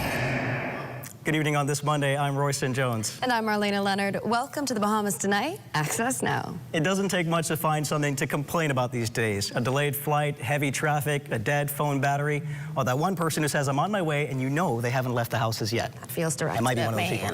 That's true. But in a world that often focuses on what's going wrong, there's something refreshing about taking a moment to realize what's going right. Absolutely. The small wins, the act of kindness, communities coming together, and the many inspiring stories of people pursuing their passions and dreams. Absolutely, and fittingly, today happens to be Positive Media Day, a reminder of the impact uplifting stories can have when we take time to share them, and there's plenty of that to talk about tonight, so let's dive right into the news. For generations, post offices have served as a vital link between government services and the communities they serve. Now, as technology continues to reshape the way people conduct business, officials say efforts are underway to ensure the country's postal network is prepared to meet modern demands while continuing to serve Bahamians efficiently. Tonight, Shaquille Dames has more. Minister of Transport, the Honorable Leon Lundy, believes improving the nation's postal infrastructure remains a key priority as the government works to enhance service delivery and strengthen postal facilities across the country.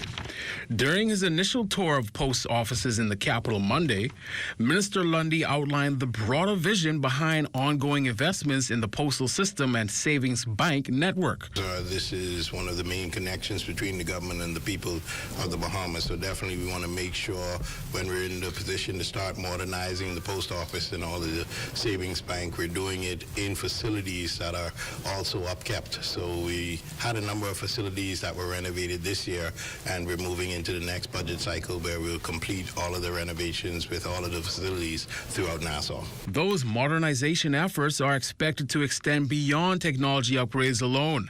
Minister Lundy says assessments are being carried out at several locations to identify improvements needed to support future operations and ensure facilities are equipped to meet the needs of both employees and the public. Well, we just toured the Grandstown facility, and I know the Carmichael Road facility as well as the Cable Beach facility is on tap to actually be renovated in this upcoming budget cycle. And it'll just be where we look at the structural support, the roof support, all of the AC systems, and make sure that it's as conducive for when we make that transition into modernization. The Ministry of Transport is committed to upgrading postal facilities in order to improve accessibility, efficiency, and customer service nationwide.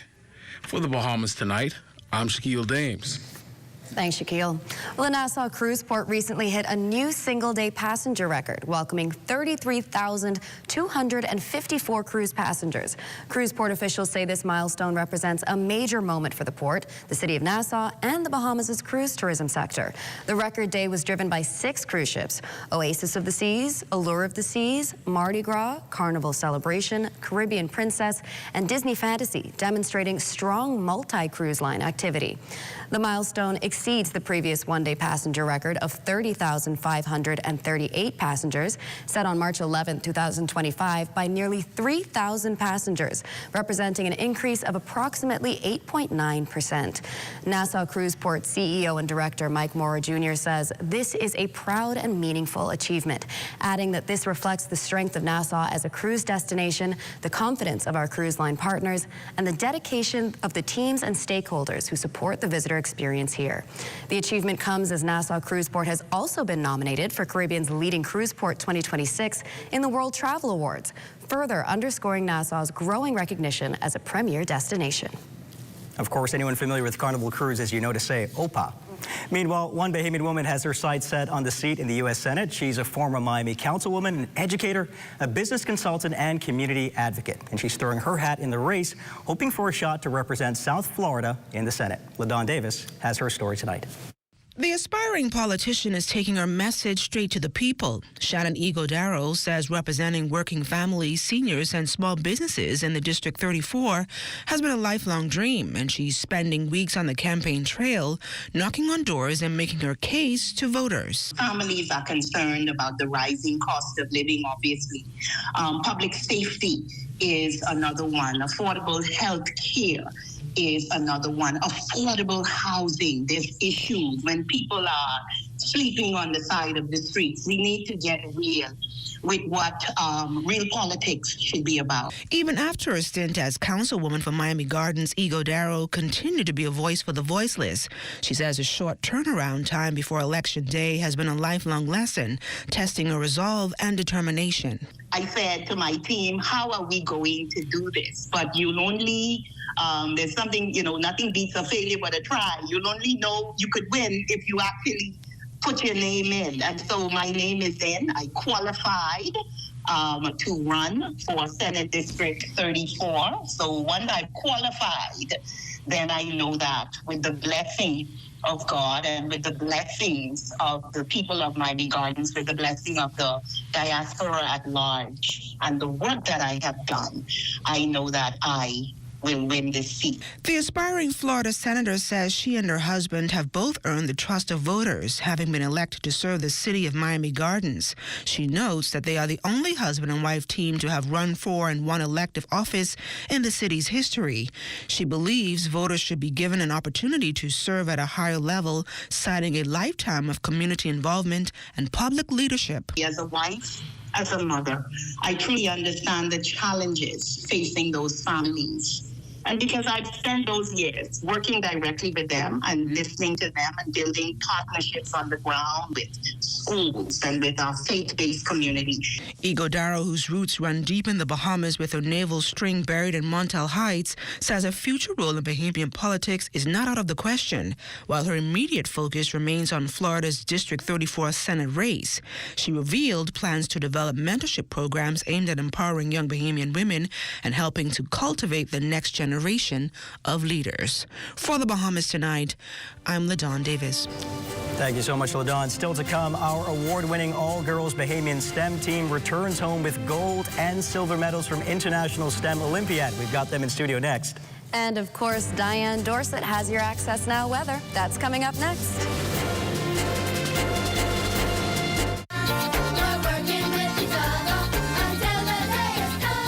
It's summertime, and that means time for fun and slippery slides. But there's one slide in particular the Ministry of Education wants to ensure students do not go down.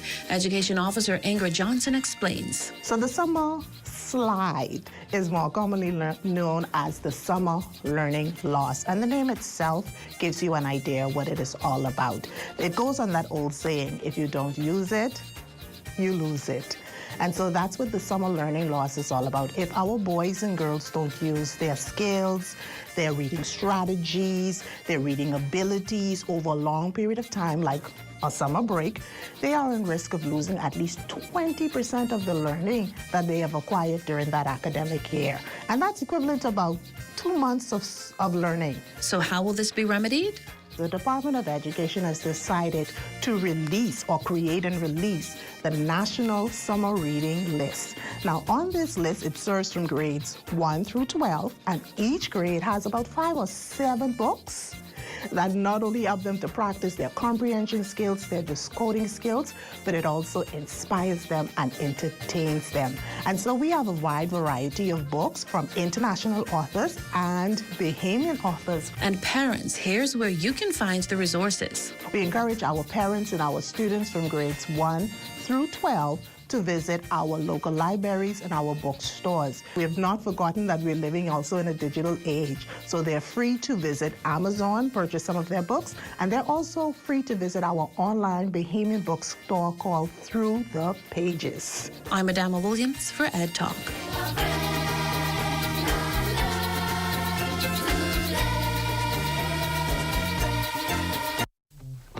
Hi, this is Spence Finlayson, the Bishop of Motivation. I'll piss on Diana Finlayson's last child and host of Immediate Response on the ZNS network.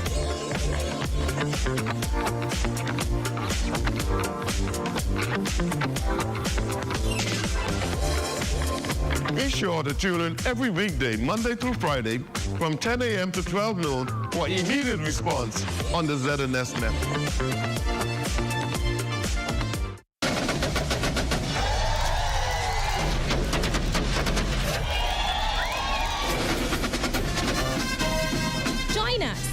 June 28th at Rawson and Parliament Square for the Independence Beat Retreat. Celebrate the 53rd anniversary of Bahamian independence with an evening of culture, entertainment, and spectacular performances. The Cultural Village opens at 3:30 p.m., showcasing the best of the Bahamas. We'll see you there.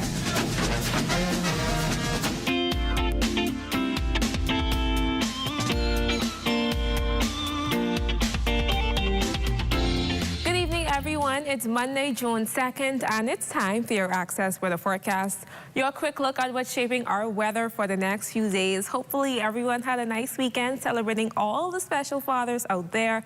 It sure was a steamy one, and that's because a heat advisory remains in effect for the Northern Islands, producing feels like temperatures well into the triple digits and moving down south into the central and southeast Bahamas.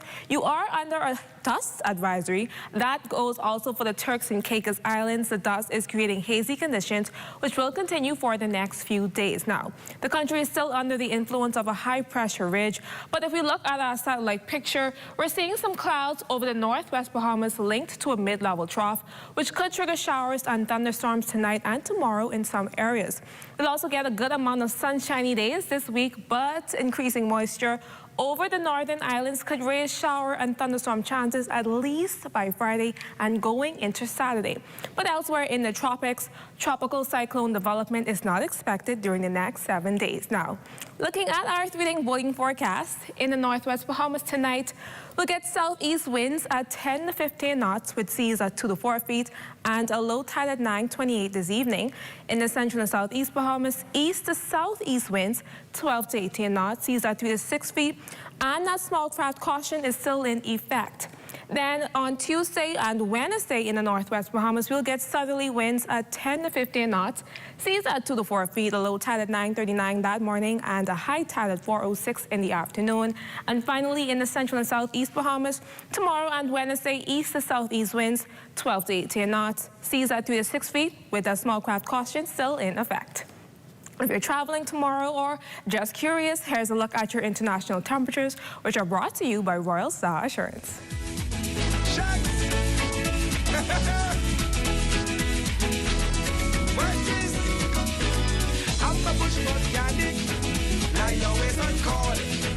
You need your tires rotated, alright overhaul. Be there in my tow truck, get you rolling right. The headlights, them getting dim, I'll work them all night. Lady, get your flat. That was your international temperatures brought to you by Royal Star Assurance. And that wraps up your Access Weather Forecast. But join me again at 11 for a full weather update. Have a great evening, everyone. Thank you so much, Diane. Thanks, Diane. The 6 outstanding young Bahamian women recently returned home from the International STEM Olympiad in London, England, after earning gold and silver medals. The all-girls FEM STEM team competed against students from around the world and proudly showcased innovative projects focused on environmental sustainability, plastic reuse, accessibility, and STEM innovation. They join us now in studio with the program's president and organizer. Thank you so much for joining us on Access Now. Thank you for having us. Now, obviously, we have to get it started. Not everyone's familiar with this. What is the FemSTEM program? Tell us a bit about it. Yes, so FemSTEM Bahamas is a youth-based nonprofit organization for girls in science, technology, engineering, and math, so the acronym STEM. And we have a number of activities, but the feature program is our Future Innovative Programs, and that is where the girls participated in and ultimately went to the competition to compete. And congratulations, of course. I said, first of all, what is it? But first of all, congratulations. We see the gold and silver medals shining, glistening in the studio. Now, I have to ask you, we have some team members here, and I just want to ask if you can introduce yourself and the school you represent very briefly. Okay. My name is Emery Pinda, and I go to Central Christian Academy, which is a homeschool, so thank you. My name is Karis Moss, and I go to St. Augustine's College. And my name is Marnis John, and I go to Aquinas College. Perfect. Awesome. Well, we know that's not the whole team, but we'll meet the rest of them later. Before we go. What specialties are some of the programs that you're involved in? So you went over to London, England to participate in the Olympiad. What specialties were you focused on? I was focused on 3D designing and printing, so that was my main focus. My main focus was breaking down plastics. I was the environmentalist and turning the plastics into filament. Very important stuff. My team and I focused on environmental studies of the entire practice. Amazing. Now, obviously, this year-long program wasn't just about the science side. There were actually a number of skills that you were helping to teach these young women. Can you tell us a little bit about how much of scope these lessons had? Yeah, so like you said, we do focus on STEM-based skills. However, we realize that soft skills are very important in not only in this industry, but in the world. And so part of what they had to do was present. So we had persons from Toastmasters Club who assisted us in their preparations. They are a bit shy sometimes, but they ultimately learn how to showcase what it is that they produce, because you can have the greatest product in the world, but if you don't know how to produce or speak about what you're producing, you're not able to be the best at it. And now, perfect time to ask. Absolutely. We see something in front of you, and I think it might be 3D printed, but I'll leave you to explain what this is. This is what won the competition effectively, yes? Yes. Awesome. All right, let's hear all about it. So this is 3D printed. So this is a smart can. It's tri-directional, and it was made for the visually impaired to have a sense of touch and hearing. So it had vibrations and buzzing. So this the sensors down here. So as soon as you move, you wouldn't be embarrassed by tapping or anything like that. So the sensors would do that for you, and then you would feel a vibration come up, and then a buzzing to hear in the sound. How did you come up with this idea? Originally, we got the can, and at first it was just simple, and we didn't know what to really do with it. But our supervisors helped us use sensors and Arduino Nanos and the vibration modules, so to help us with that part. And then the rest we figured out on our own and got inspirations from other cans. I think it's incredibly useful. I've got to ask you, though, how long did this take to print? Yes. That sounds like the eyebrow raise told us everything. It wasn't a close-up then, but the eyebrows just went to the sky. For this whole thing, like a couple months. Months? Yes. Wow. Because sizing and making sure the right dimensions were important, making sure that it meet industry standards was important. Yes. And we had persons from the disability community came in and they gave their feedback. So they had to make a lot of the adjustments to adhere to what it was comfortable for them. Right, because it's for them after all. Yes, it is. That can be used in practice. You went to the Olympiad. We have to hear all about that. What was that experience like?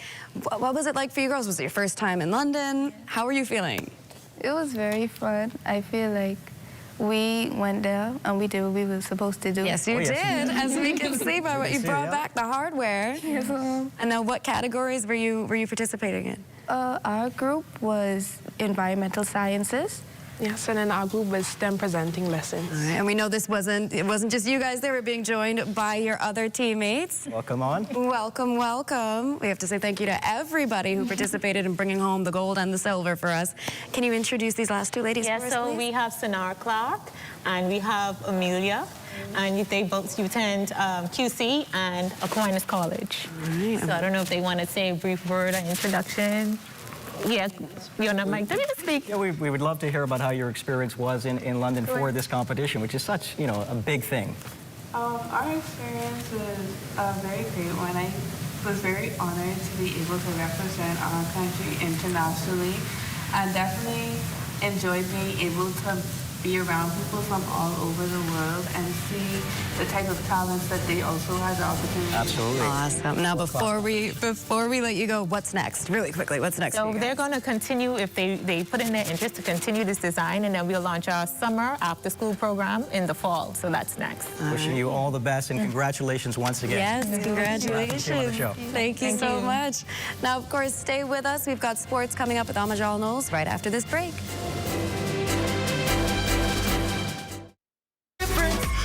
Ultra Tech in your car. Fill up with Ruby's Ultra Tech. Spend less and go far. Fuel up with Ruby's Ultra Tech. Get the most out every ride. Just watch your car perform with the best fuel inside. Fuel up with confidence in every mile. Get Ruby's Ultra Tech in your tech and drive with a smile. Watch your car perform with the best fuel inside. Fuel the difference with Ruby's Ultra Tech. Save today, save tomorrow, save each and every day at Super Value and Quality Supermarkets. JBI long grain or parboiled rice, 5 pounds, $2.89. Rainbow corned beef, 12 ounces, $2.39. Whole chickens, $1.99 per pound. Sweet seedless watermelons, $7.99 each. Sweet pineapples, $5.99 each. Whether you're shopping for the week, the day, or stocking up for hurricane season, nobody saves you more than Super Value and Quality Supermarkets.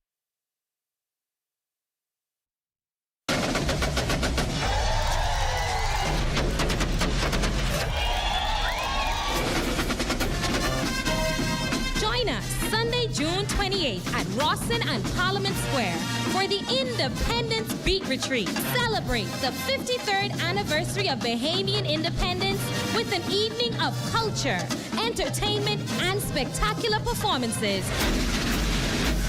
The Cultural Village opens at 3:30 p.m., showcasing the best of the Bahamas. We'll see you there.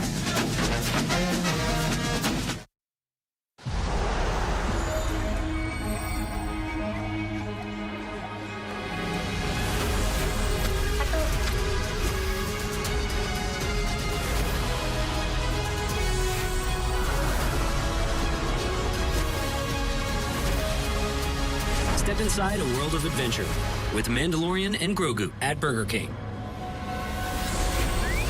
See The Mandalorian and Grogu, only in cinemas. Oh, isn't that nice? Wait, you missed it? You haven't been on the website. Here's how TDC can help you. Whether you're turning your home into a vacation rental, pitching a business idea, or growing what you've already started, the TDC is here to help. Visit tdcbahamas.com for every conversation, event, grant, and opportunity happening near you. Tourism is all of our business, and the TDC is here to support yours.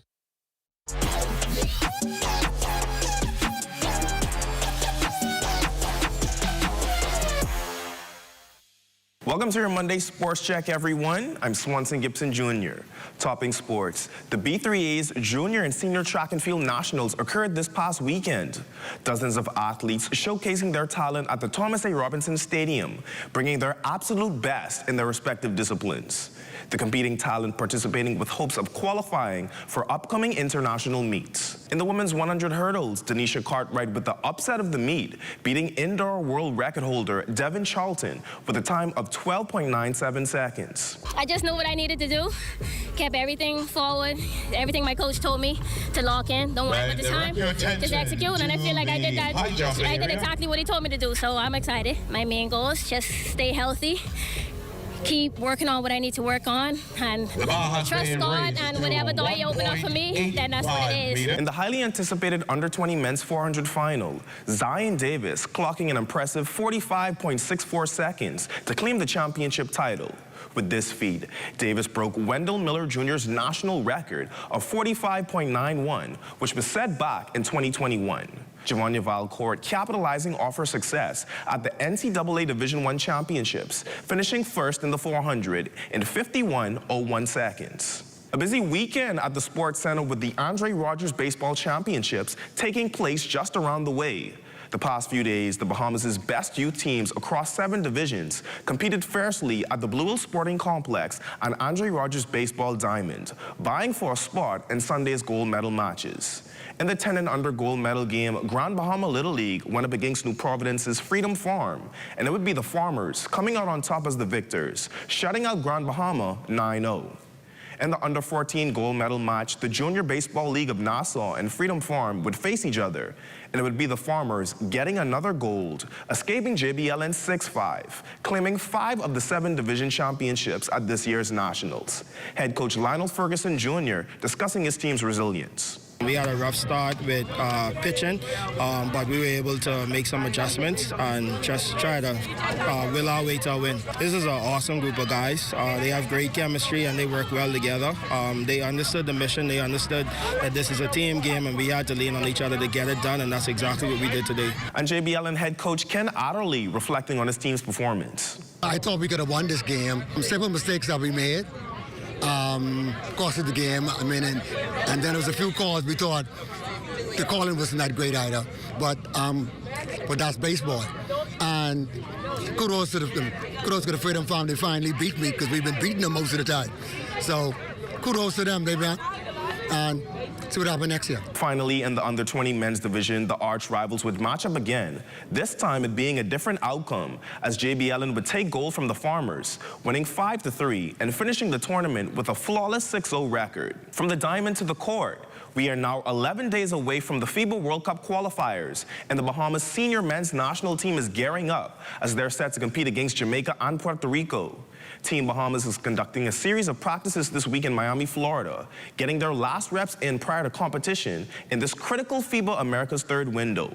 Mikhail McLean was recently named head coach of the squad and speaks to the expectations set for his guys. We'll do training camp in Miami. We'll be out there for about 4 or 5 days, bonding, chemistry, installing the offense and the defense. We're fortunate that we have the same staff and the same roster that we had 2 years ago when we made that late push. It's a continuity to where we can kind of build off of what we've done in the past, show film of that stuff, get some scrimmages in, and just most importantly, just guys spending time together.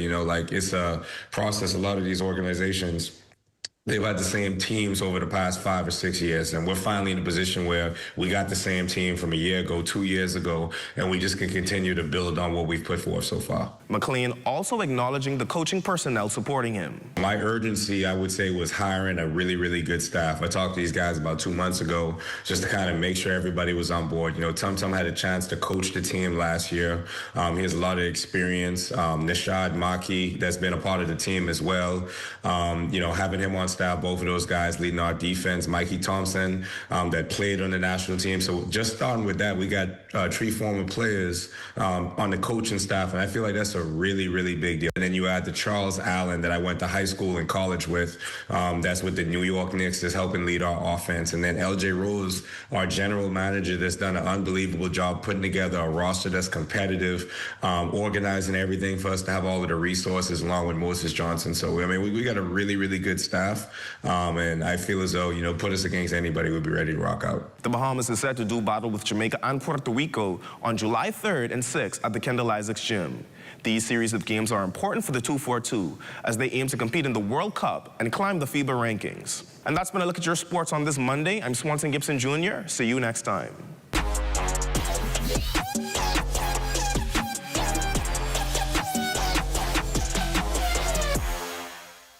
Introducing Valvoline Restore and Protect, a first-of-its-kind innovation that returns pistons to factory clean, removing up to 100% of deposits, restoring your engine to perform like new. All new Restore and Protect, another first by Valvoline, distributed by Battering Tire Specialists. At Cartwright, our members know that there's a lot to smile about. They know that membership has its privileges. Guaranteed low pricing on every item, every time you shop. Each membership comes with 2 cards. That's one for you and a free card for a member of your household. Gold card holders earn an annual 2% rebate up to $500. Cartwright members get discounts at other participating businesses. So that's a lot to smile about. Whether it be clothing, appliances, home goods, or groceries, shop at Cartwright, where membership truly has its privileges.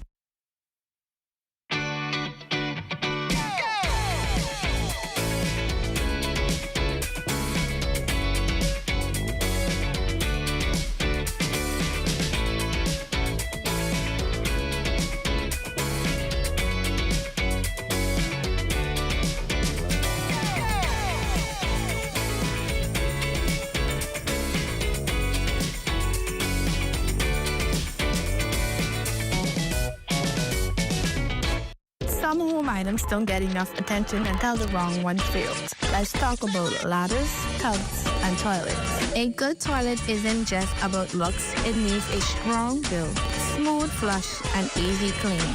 These are built for daily use, and they're strong, modern, and reliable. Next, ladders.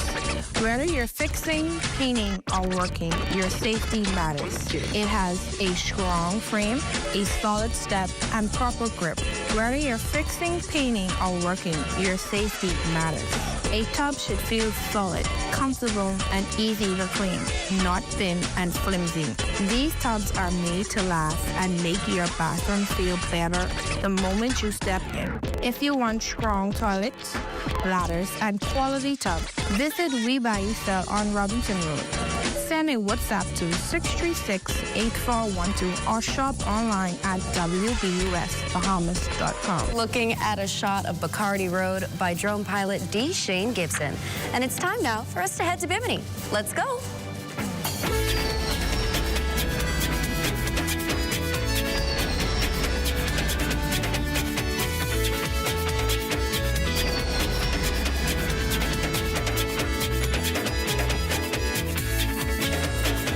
5 exceptional students on Bimini recently took part in this year's Neil C. Ellis Circle of Excellence competition. The event included a speech competition where the 6th graders presented on the topic, Bimini, a small island with big dreamers. Now, as nerve-wracking and exciting as this was for the young competitors, in the audience were their equally anxious and somewhat nervous parents as well. Thelia Archer, whose son Dwayne was the overall winner, and Brent Butler, dad of one of the runners-up, Bria, spoke to us about what the moment felt like and meant. I'm overjoyed because, you know, it's just a burden lifted off of me, off of my shoulder, being a single mom. So, yeah. Proud moment, I must say. It's a very proud moment. We worked very hard to get here, and that's all. That's it. I thank God. See, as promised, inspiring stories and even more inspiring people tonight. That's going to do it for us here on Access Now. Be sure to stay tuned for the rundown with Howard Grant. Good night, everybody. Yeah, that wasn't it.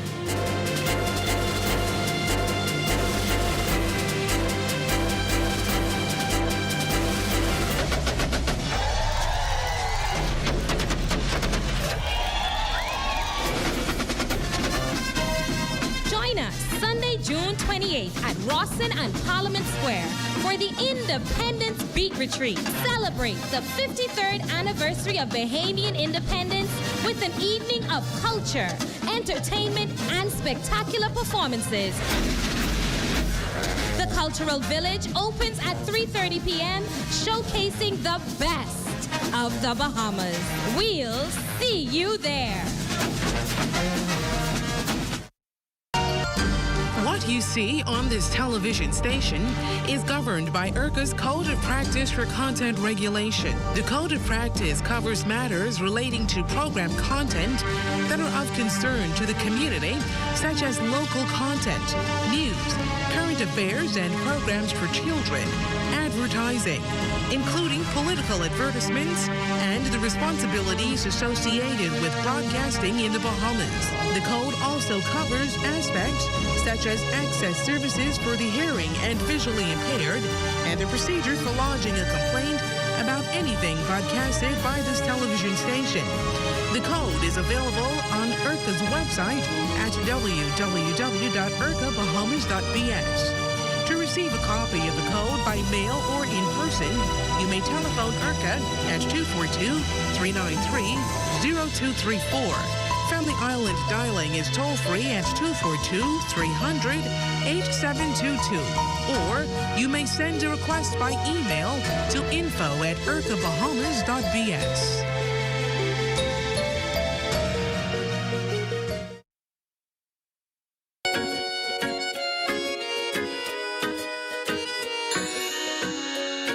Hey, you all out there. I know in the Bahamas, a lot of people used to always put motor oil, diesel, I heard sometimes on their dogs for itchy problems. But you know what? That's not really the way to do it. Diesel, anything like that can kill your dog and really cause them die slowly. It's poison to them.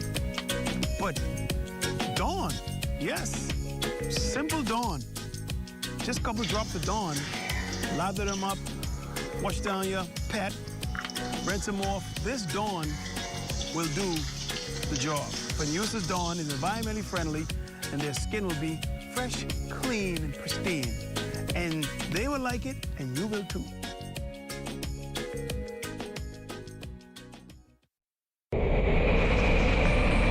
Bahamas. Hurricane season is here. Are you ready? The 2026 Atlantic hurricane season officially runs from June 1st through November 30th. 6 months. At the House of Assembly, I'm Lakush Lapinder. This is ZNS.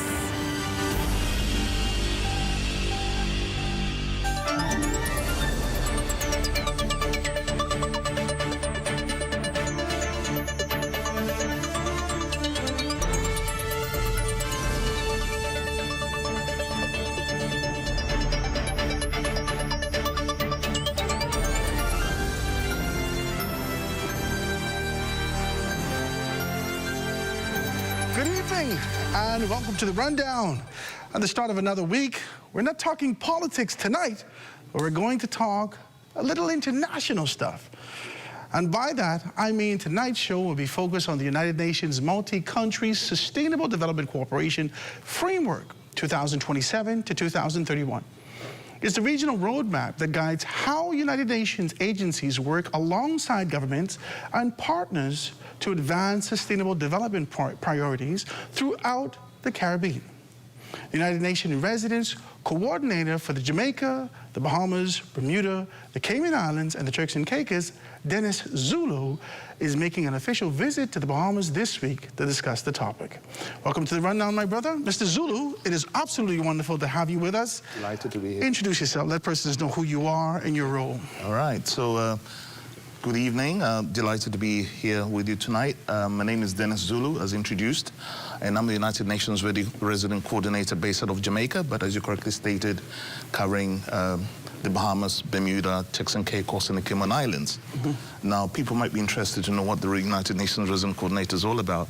So I am the direct representative of the Secretary General of the United Nations, currently Mr. Antonio Guterres, and my role is to coordinate United Nations agency activities in country.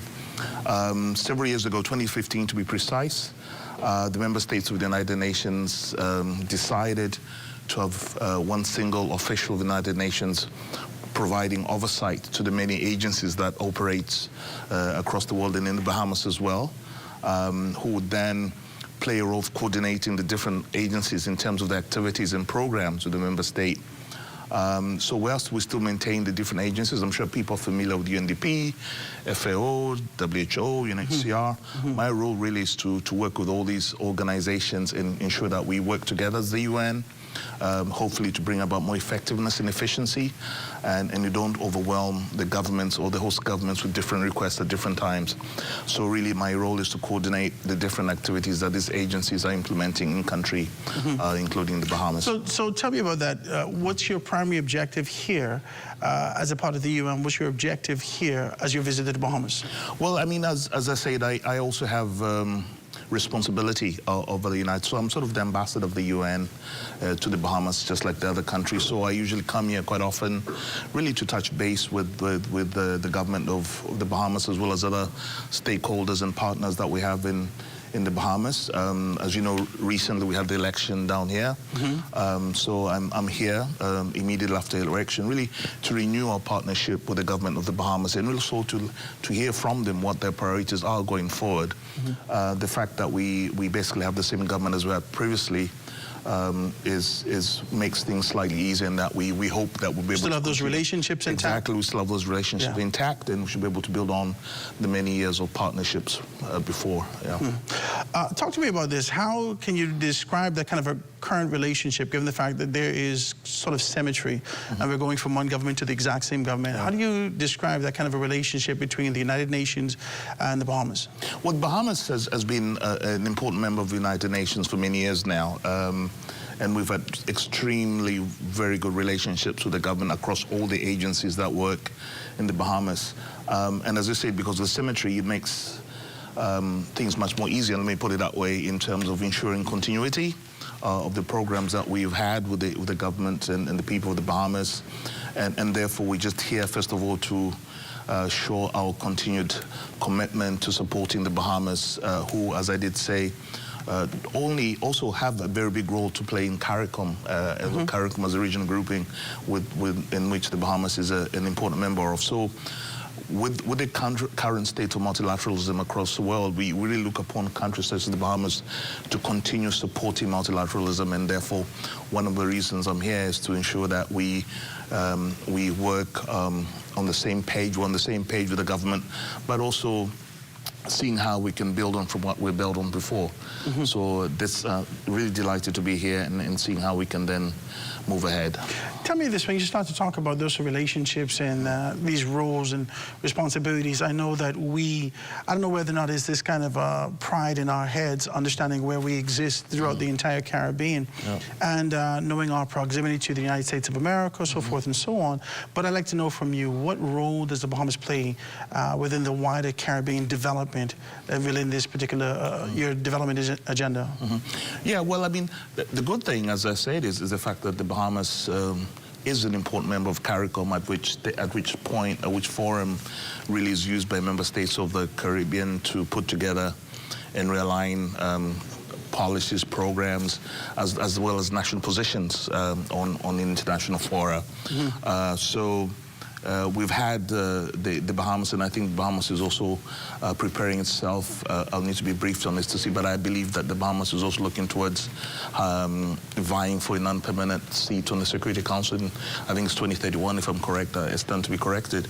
So all that shows the fact that the Bahamas really is not just a passive member of the United Nations system, but also a member state that wants to be on top of things in terms of projecting its own position, but as well as the position of other member states in the Caribbean going forward. So for us, the Bahamas is as important to the United Nations as another country, but I think more significantly, the fact that it's one of the more prominent members in the Caribbean region is something that we're really proud of and really looking forward to cementing in terms of our programs. I look forward to having a further conversation with you, ladies and gentlemen. Mr. Zulu is going to be with us this evening, having a great conversation. Right now, stay with us as we're going to take this quick break and return right after this. We're going to be right back.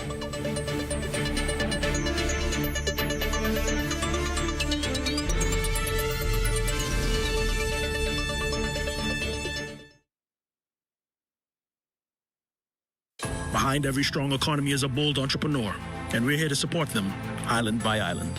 On Long Island, we've helped 77 entrepreneurs turn their dreams into thriving businesses.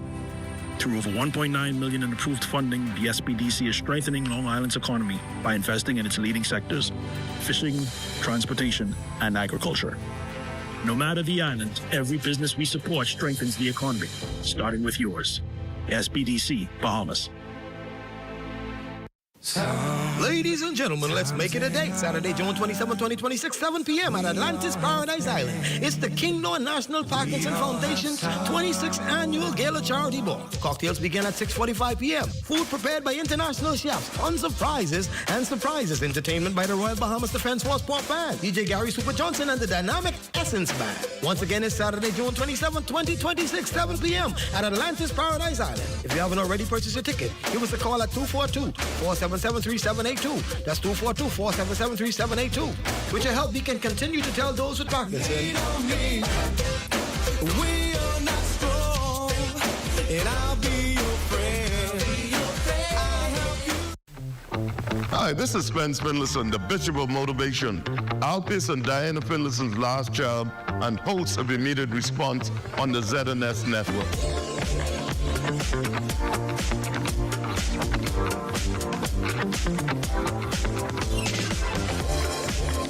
Be sure to tune in every weekday, Monday through Friday, from 10 a.m. to 12 noon for Immediate Response on the ZNS network.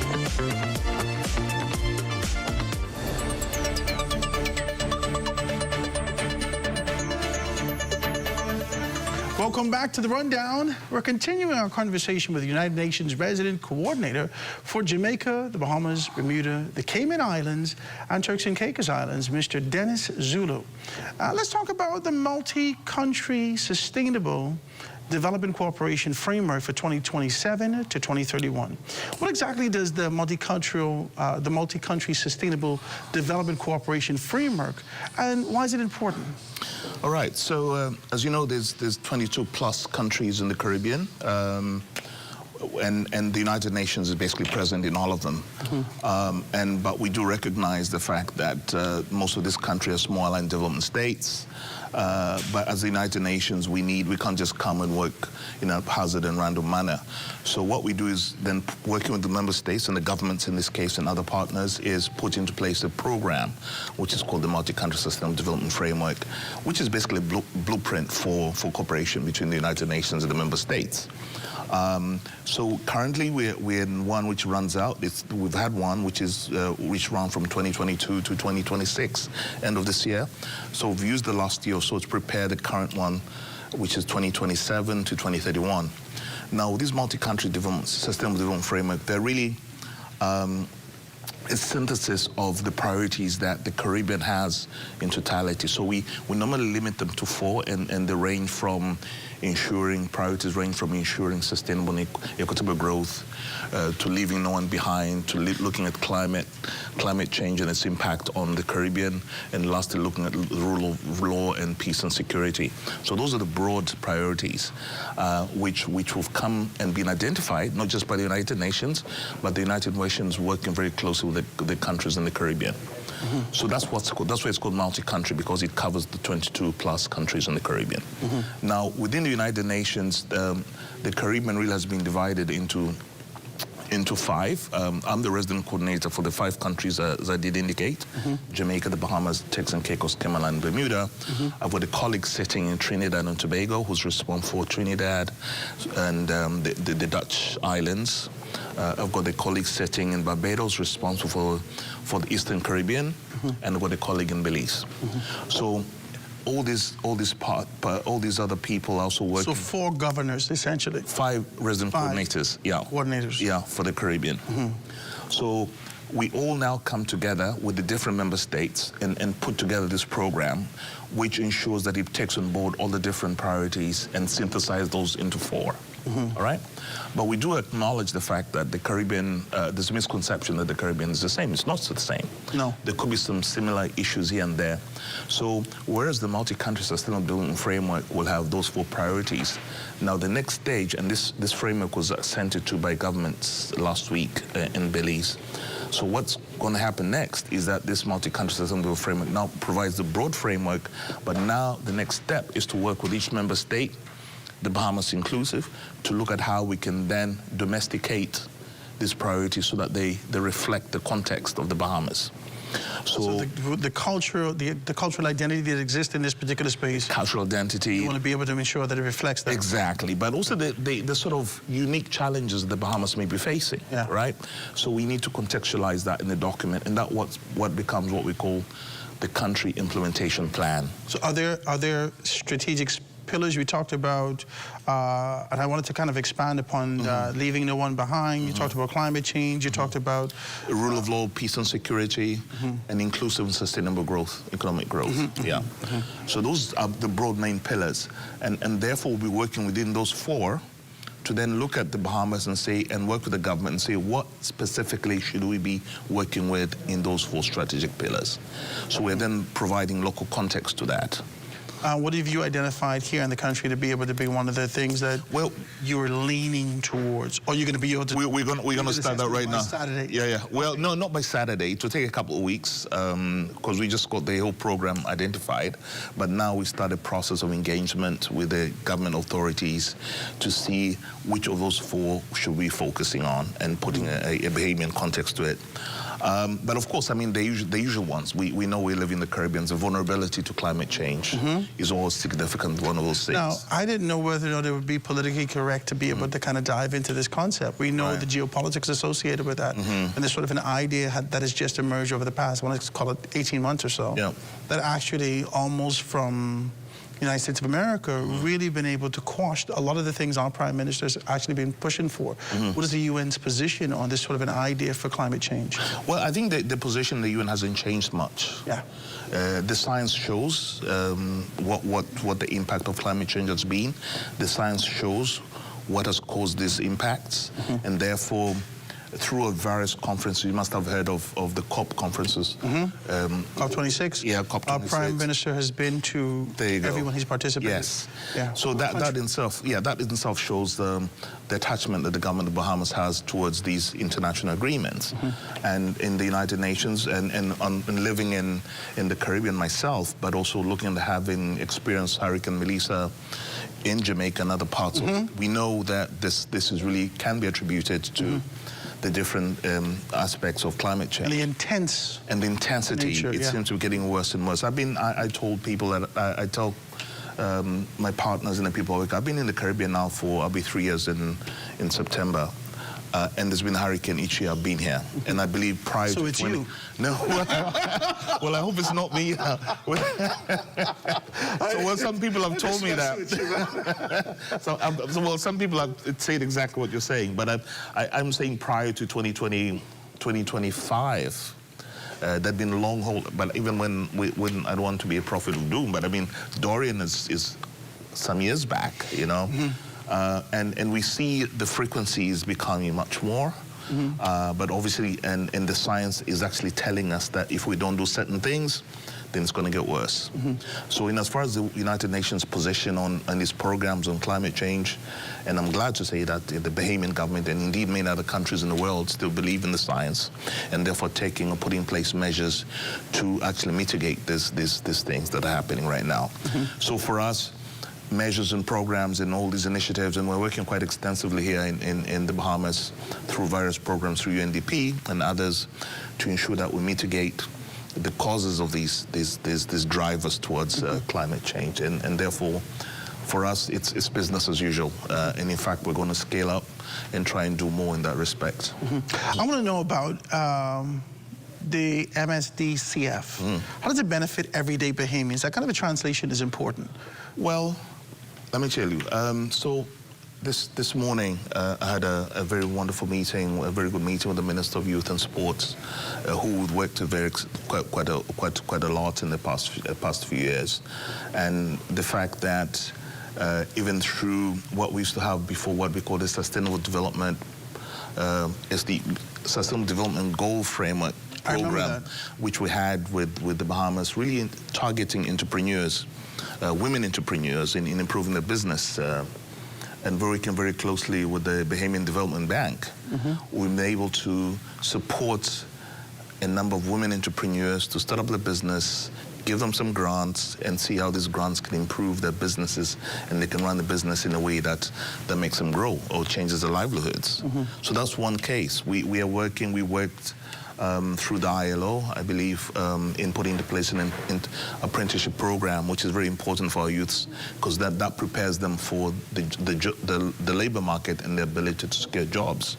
The UNDP did refer to our working on various programs along helping address coastal degradation and erosion of the coastlands and all those things.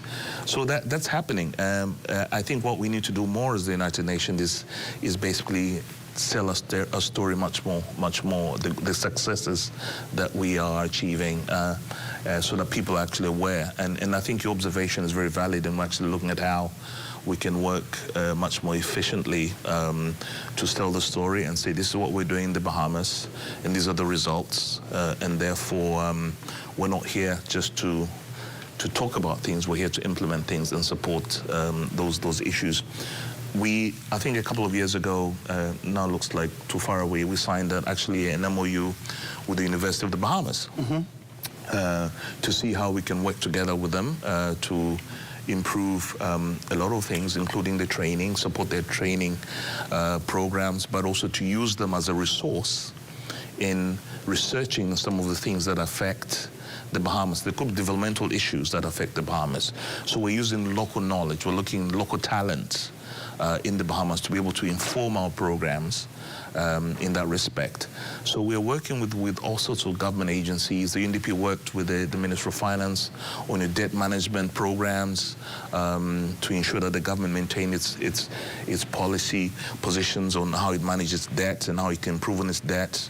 The ILO worked on through an actuarial survey of the national insurance scheme to see how this could be improved and make it much more sustainable going forward.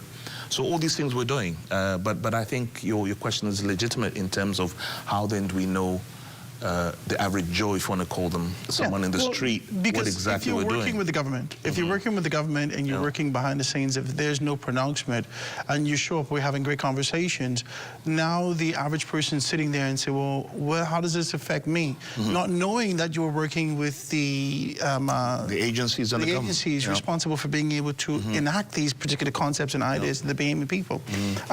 Before we go to a break, I want to be able to ask you, what are the opportunities that exist to ensure that the MSDCF 2027 to 31 reflect the unique priorities and the development needs here in the Bahamas? Well, as I did say, we had the formal adoption of the MSDCF last week. Now, this is when the work starts. How do we ensure that this MSDCF reflects, as you correctly stated, what the priorities are? we're going to start a process of engagement with multi-stakeholders, and my meetings with the government at the moment is part of the process to better understand what the government's priorities are going forward, how can we ensure those priorities are articulated in the program. And let me emphasize here that I'm not just here to meet the government, I'm also meeting civil society, I'm meeting private sector and all this, because they're all part of, you know, the Grow the Bahamas initiative, because it's a concerted effort between different parties, because economic growth or dealing with all the challenges that the Bahamas faces cannot be done by government alone. Yeah. We appreciate that there's many other stakeholders, and our plan is to engage all those stakeholders to ensure that we have a plan that reflects the aspirations of not just the government of the Bahamas, but its private sector, its civil society, but even individuals in the streets represented by various institutions. I like this. I want to talk a little bit more about its effectiveness over the course of time. I know that this may be a little bit deviation, but I'm getting wrapped up in this kind of a conversation with you, and I want to be able to talk about the kind of an effective posture that you would have seen over the years, over the decades, and whether or not there's been this kind of an implementation that has permeated the people and made them to understand, okay, that there's permanent change, there's sustainable change, growth and development in these areas. When we get back, I'd like to be able to ask you that kind of a quick question. Okay. Ladies and gentlemen, I'm sitting with none other than Mr. Dennis Zulu, having a great conversation with us. We're going to take a quick break and be right back after this.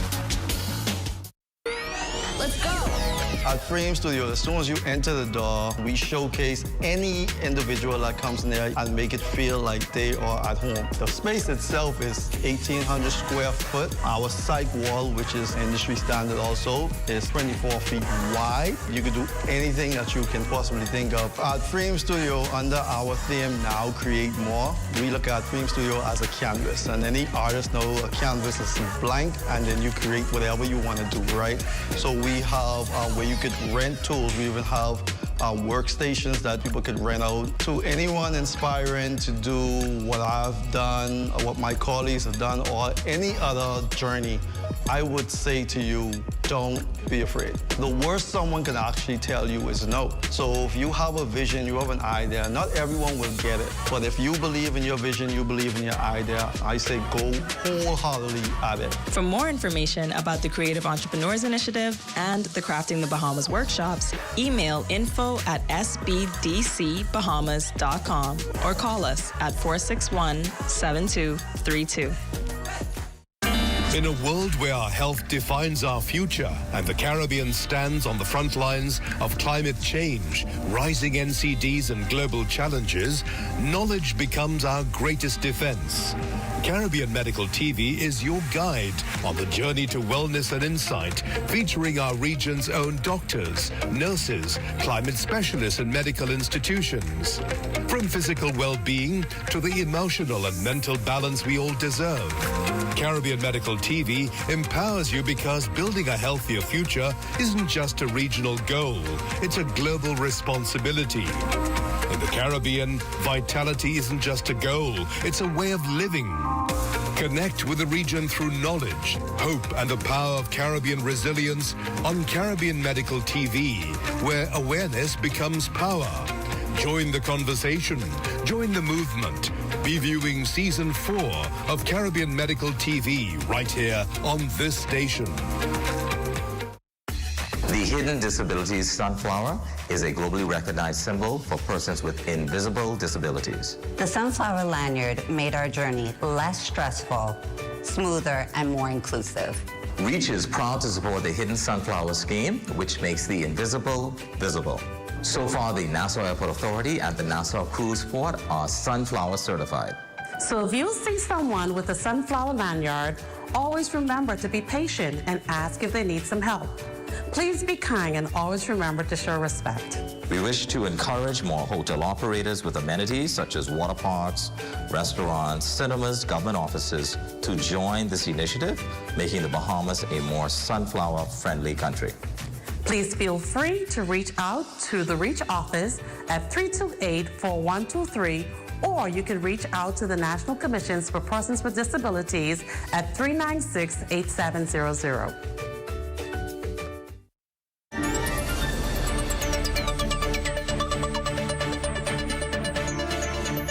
Welcome back to The Rundown. Joining us in this conversation are the United Nations Residence Coordinator's official visit in the coordination's offices here in the Bahamas, led by the country coordinator, Anissa Abdullah. Welcome to the show. Thank you. So wonderful to have you with us. Happy to be here. Talk to us, and we're still here sitting with the coordinator for the 5 countries. For the 5 countries. I don't want to get you Bahamas. wrong because I already have my mind on something else. Including the Bahamas. Including the Bahamas, none other than Mr. Dennis Zulu being able to have a very good conversation. Introduce yourself, let persons know who you are and what you do here locally. All right. I'm Anissa Abdullah. I head, as you said, the satellite office of the Resident Coordinator's Office, which is based in Jamaica.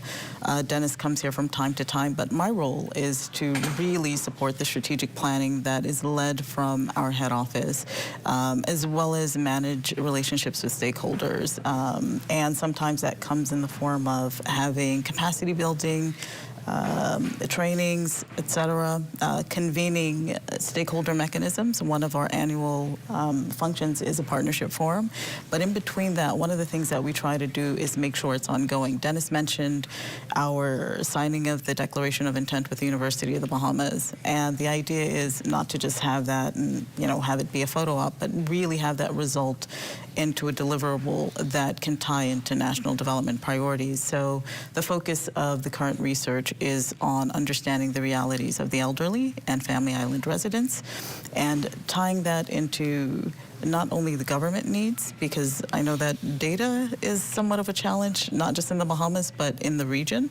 We're also starting to work with the Bahamas National Statistics Institute. So my role is to really try to establish those relationships at the national level and see how we can loop folks in a way that is meaningful to the country, ultimately. One of the things that you asked about before I joined was how do we know how this is affecting everyday Bahamians? That's what we were going to dive into. Right. Yeah, I just was about to put it back there. Yeah. So one of the things that we publish on an annual basis, and the Bahamas hasn't always been included in this document, but under Dennis's leadership, it's been happening in a more proactive and obvious way, and that's the annual results report.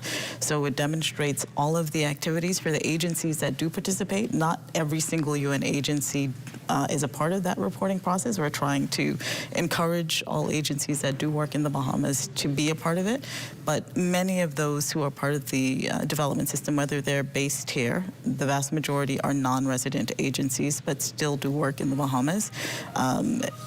Dennis comes on missions, and there are others who come on missions and also hire locally. And so you'll see the type of projects, who benefited, the financial commitments, etc. So I think if Bahamians want to know, jamaica.un.org. These annual results reports are published there. Jamaica.un.org. That's correct.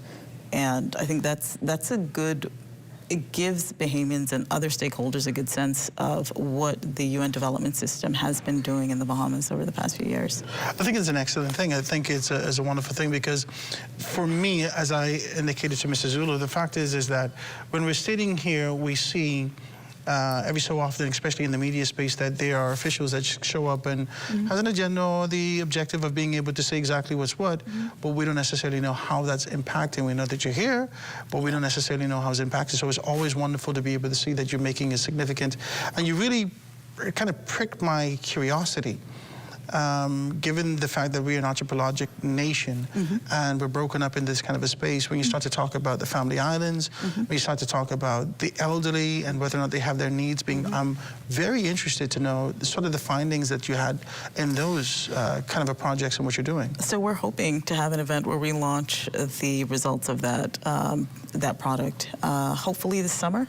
and media will be invited. People will be invited to cover that. And so I think with respect to the elderly, the focus is as well on government services and how are those created and sustained.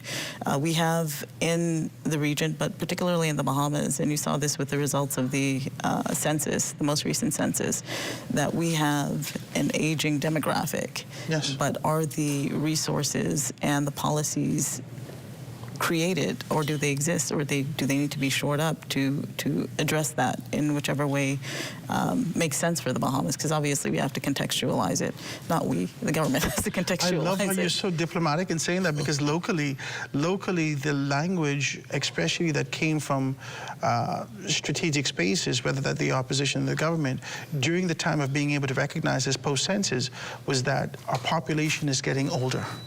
And we identify that as a good thing because we always kind of attribute that to good medicine, health, so forth and so on, but not necessarily that the country was prepared, whether that be from the NIB, whether that be from other aspects, to be able to sustain that and have them be able to survive with sort of a decency in that kind of a space. So I love what you're doing. Is this where we can expect to be able to see that information come to the forefront? We hope so, yeah. I mean, it's intended for public use, for multi-stakeholder use. We're not trying to, have research projects or, collaborate with stakeholders and keep these things clandestine. That's not our role. As many stakeholders that can use this, whether that's civil society, whether that's one of our development partners, whether it's the University of the Bahamas, whether it's the government, whoever can take it up and use it and respond to that need, the better it is for the country.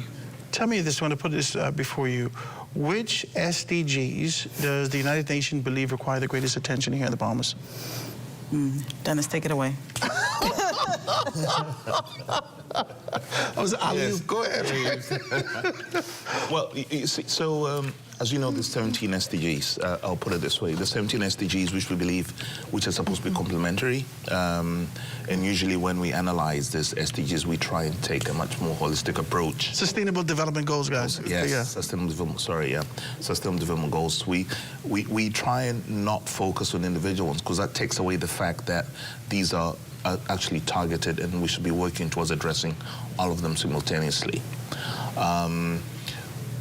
Obviously, I could point one or two, but what's going to happen is that I believe the government has been working on what is called a voluntary national review of the SDGs, which every member state undertakes every year to be able to ascertain where it needs to accelerate, or the SDGs that are concerned and need to be addressed.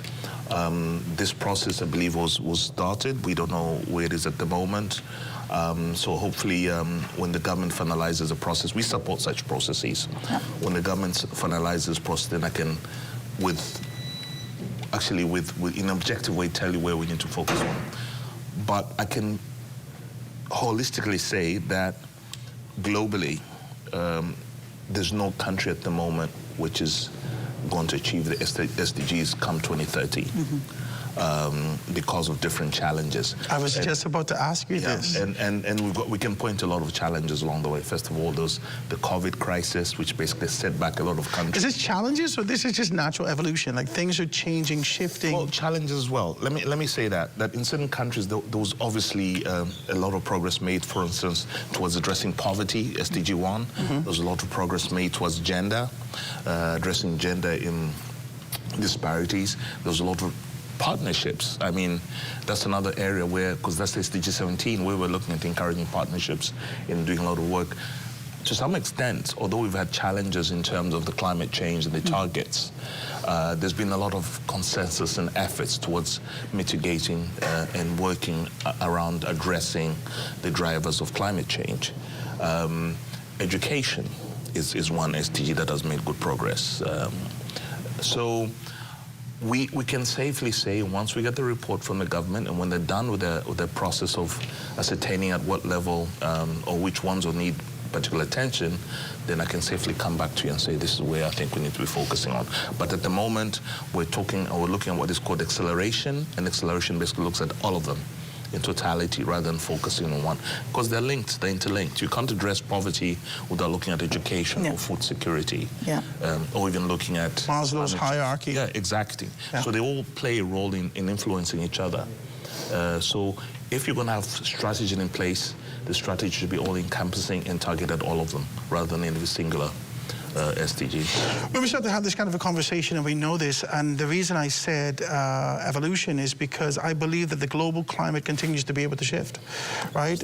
What's happening from a global standpoint, we see ourselves in this position where I know that you would have heard this during your time here. The fact of the matter is that if we look at our society, we kind of take a panoramic view. We always see ourselves a decade or two behind progression that's happening in the world, right? So whatever's happening from a global standpoint, whether that's technology, whether that's concepts and ideas of being able to make modifications, we're still kind of stuck in this kind of a lackadaisical pace and place where a lot of persons are saying, okay, so we are sort of a sleeping fishing village. We're waking up, we're an island nation, we're on Caribbean time, we're on local time, and always making an excuse for what's happening from there. So when you start to talk about the SDGs, those Sustainable Development Goals, do you make modifications to be able to accommodate this kind of a lag that exists locally to ensure that these things happen? You see, I think that's a very good question. But I think one thing we should bear in mind is that when you asked about the SDGs and which ones we're not doing well, so in 2015, the SDGs are a successor to what we call the Millennium Development Goals. You must have heard of those many years ago. So one thing that's very clear about the SDGs is that we also need to make them comparable. So if we're saying goal 1 on poverty has been achieved, it should mean the same thing in Jamaica as it means in the Bahamas, or let's say Fiji in the Pacific, all right? So the issue of context is one that, okay, we look at, but ultimately what we're saying, they all should mean the same thing across the world. Once we start deviating from a set standard, because the SDG themselves, the goals have targets, which then break them down as to how much we should have achieved by a certain time. So for us to reach the targets should be the same with everybody else. So obviously the issues we talked about, the cultural issues and all that, may be taken into account, but strictly speaking, these are objective measures which mean the same. So even if it's looking at something we've been... I like this. When you look at something you've been looking at recently is how to classify poverty, for instance, which is very important. You know, there's very many different measures given. There's $1 a day, there's all these other things, and GDP per capita, which is how much money each person is supposed to have in the Bahamas. Should be the cost of living. Yeah, could be the cost of living. Yeah. But all these things tend to have some issues around them. So we've been working, especially in the Caribbean, on what we call the Multidimensional Vulnerability Index. And this is to try and move away from the common indices such as GDP per capita, because I think the Bahamas has one of the highest GDP per capita in the region. I think it's over 36. I can't remember exactly, but it's over $30,000 per person. Per capita. Per capita. Yeah, we got to go back to geography and let you know what that means. Just the proximity of people living close to each other.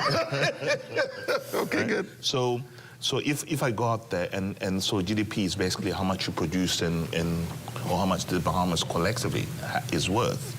You then divide that by the number of Bahamians. So that gives you how much money each individual Bahamian has. Now, is it true that every Bahamian has $36,000 or $40,000? No. No, right? But then, when you then go back, so if you're looking at that as a measure to determine how much each Bahamian is worth, it does not truly reflect the situation. So now we have to look at, because then you're saying no Bahamian is poor, which is not true. So essentially, you could say that the nation isn't poor, but individually, they're still we identified as working class, and so forth and so on. Yeah, but you see, this traditional way of looking at things basically tells any person who's not in the Bahamas to say, oh gosh, so the Bahamas is full of people who are virtually well off. Because if you look at Africa, for instance, comparatively, most countries don't have $1,000 per capita. Now, you look at the Bahamas with $40,000, so you say, oh gosh, these people must be 40 times better well off than an African. Wow. So we know that that is not an accurate measure. It helps for in economics analysis, but it's not an accurate measure of how much each Bahamian is worth, because first of all, not every Bahamian has $40,000, which they have, but also they could have much less than that. But we assume they're 40,000, which is the wrong measure.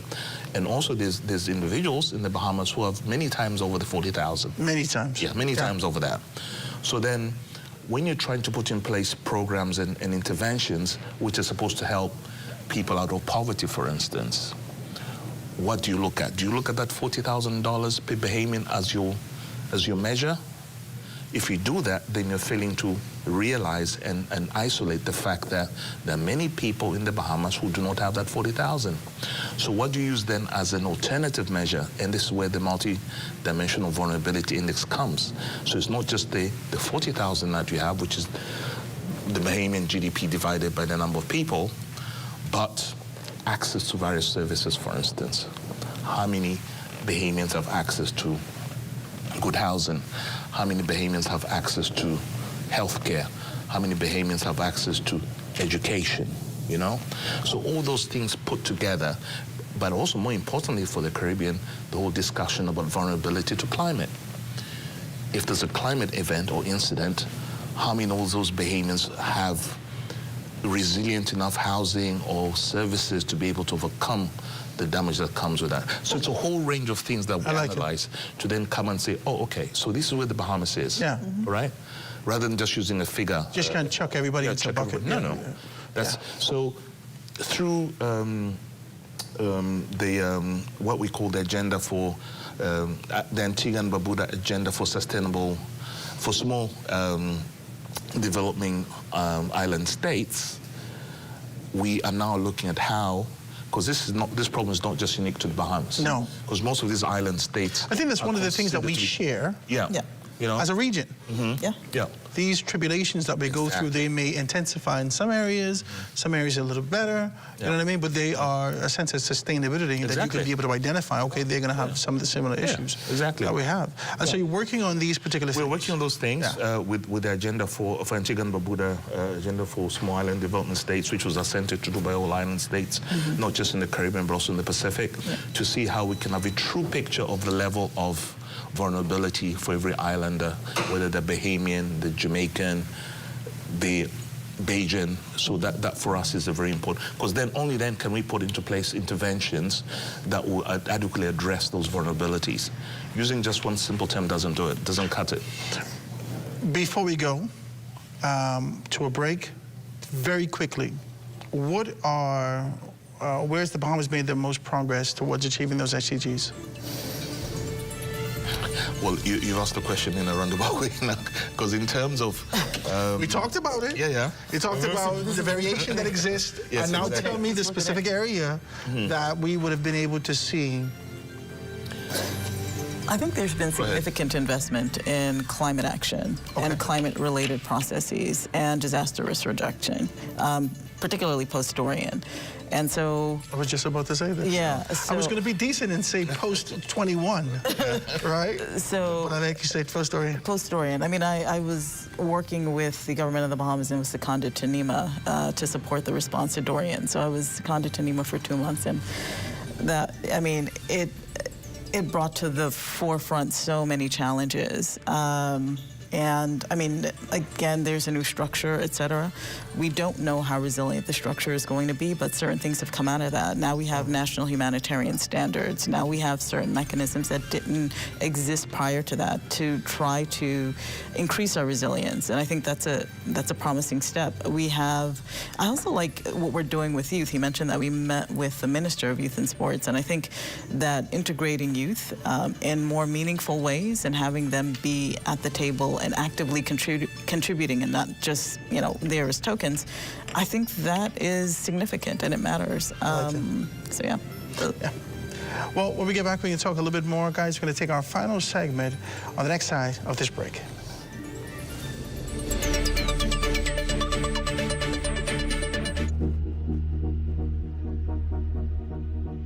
Available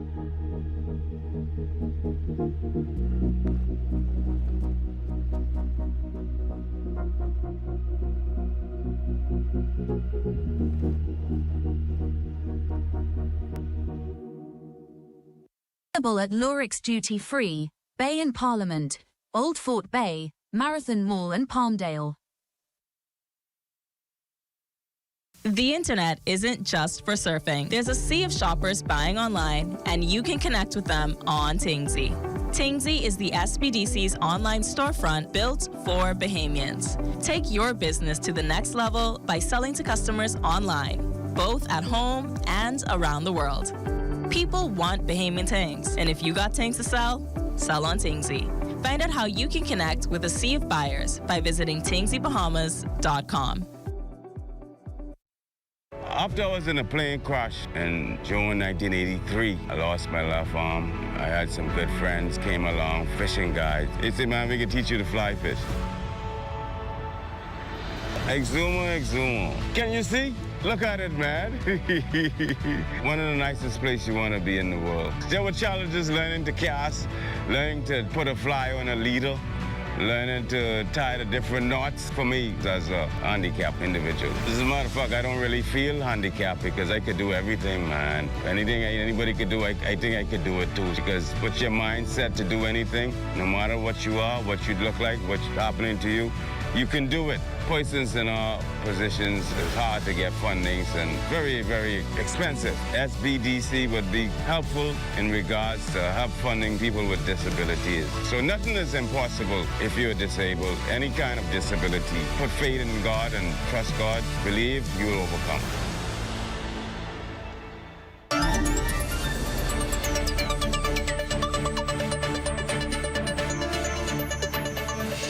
And we're back, ladies and gentlemen. In our final segment, let's look ahead at the Special United Nations visit to the Bahamas. Now, we're here with these persons here, just being able to have a great conversation. I don't know if you're following and know that you can be able to do this, but the truth is that we broke it down this evening to let you know exactly where you stand, where we stand as a nation, and being able to do that. I want to be able to reintroduce to you our guest that is sitting here, Dennis Zulu, who's sitting here with us, and Anissa Abdullah. That's correct. My God, I'm good. That's correct. Let's go. Let's go. So tell us about this. Tell me about the very last. What's the message that you'd like to be able to leave with the people? Well, before we get to that, what would success look like following this visit? After we get to the end of this visit, after you've met with the governments, after you've met with the private sectors, after you've met with all those stakeholders, what does success look like at the end of this meeting?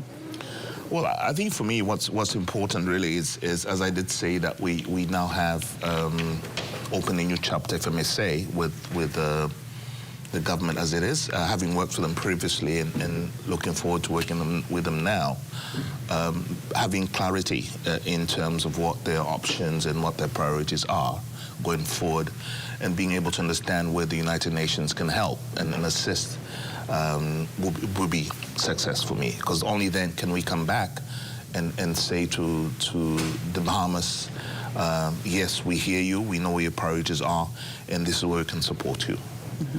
We're very particular now in the United Nations to work using what we call demand-driven interventions rather than coming to prescribe what the Bahamas should be doing. And therefore, for us, being able to know and get clarity on the priorities and where we can support will be critical for my... I gotta ask. Okay. Where does the demand come from? The people or from superiors? Well, I did say that we don't just work with government. We work with a whole range of partners in the Bahamas. Support doesn't just go to the government, it goes to a whole range of partners. So being able to hear from them, each one of the different partners, what their needs are, or the areas of will be critical, because the articulation of a program is based on all this information that we gather. Of course, for us, the government of the Bahamas was recently elected, basically covers or is responsible and accountable to the people of the Bahamas. So they are number one partner, and therefore we have to listen, because they set the agenda based on what the people of the Bahamas have articulated to them. So it's important that we work with the government of the Bahamas in that respect. I can stretch it. I ain't gonna stretch it too far with you. Right, yeah. I want to talk. Let me tell you why. Yeah. For instance, if the objective is employment, Yep. Okay? The people would say, we don't have employment, we need jobs. Let's say the government says employment is available, you just have to be able to strengthen yourself and qualify yourself to be able to acquire this particular thing. And so there is a demand there. The government's demand is for qualifying yourself and preparing yourself. But the people's demand or desire is, we just need a job. So where does that kind of demand grow from? You're saying from the government's perspective, who has made the assessment and said, okay, we can provide opportunities for you, but you have to kind of qualify yourself to make those steps. Right. So the government's role in this place is enabling, right? Because the role of government is to provide an enabling environment for other partners involved in skills development for us to adequately address those issues. So the government will set policy, the government provide incentive. So for instance, for the institutions, University of the Bahamas and other training institutions to be able to provide the appropriate training. And in that respect, the government will be delivering, by providing an enabling environment, a response to the demand for jobs for the people of the Bahamas. So we come in through various institutions, UNESCO, ILO, UNDP, to be able to support government, not just in providing the enabling environment, but also working with the suppliers of that training or education to be able to tailor it in such a way that it reflects the situation as it exists in the job market. And that means working with the private sector who who provide the jobs, and the individuals who are looking for the jobs. So there has to be an intermediation there for you to be able to address that. So it's a whole range of interventions that we have to work with. I like it. I love it. So we're going to wrap this up. I need a couple more minutes before we do that, but I got to let you know, I got to ask this question. What do you want to be able to leave? What message would you like to leave with the people of the Bahamas while you're here in terms of your objective, your overarching objective, your goal, what you'd like to kind of wean out of the people to get to your position of goal? All right. I mean, just to reassure the people of the Bahamas that the United Nations is a partner and would really want to work and continue working on the people and the government of the Bahamas to be able to support the people and the government of the Bahamas achieve its development aspirations, where in whatever area that it could be agriculture, tourism. You talked about jobs, providing jobs, and other issues that the people of the Jamaica of the Bahamas are aspiring to. So we remain a committed partner, but we will work with the government and the people of the Bahamas in areas that the people and the government of the Bahamas feel we should be helping out in. We'll not come here and prescribe things. We'll come and listen and hopefully tailor our programs to be able to complement and support the government and other stakeholders in meeting the aspirations of every Bahamian in this country. This is exciting. Ladies and gentlemen, I hope you enjoyed this conversation tonight. I had a great time talking with you guys. I learned a great deal. And normally I do 2 hours a show on radio.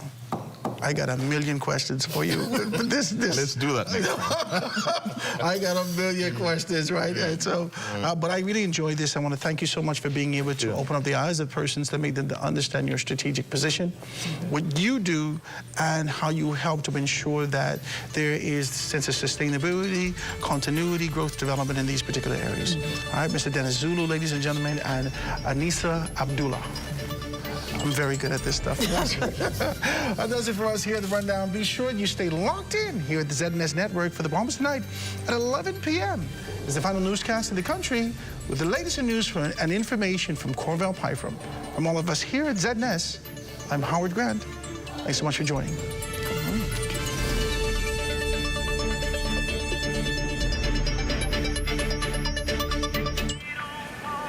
Hey, y'all, what's up? Hey, what's that? What y'all getting? Listen, I've been waiting, march down some lobster, yeah? Hi, I'm Matthew. I will be you guys' waiter today. Can I take your order? Oh, I've been chewing for some grouper dread.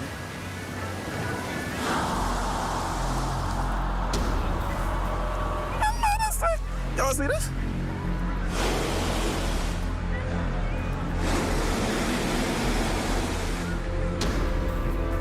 See, this ain't gonna work. Where the fish gone, though? But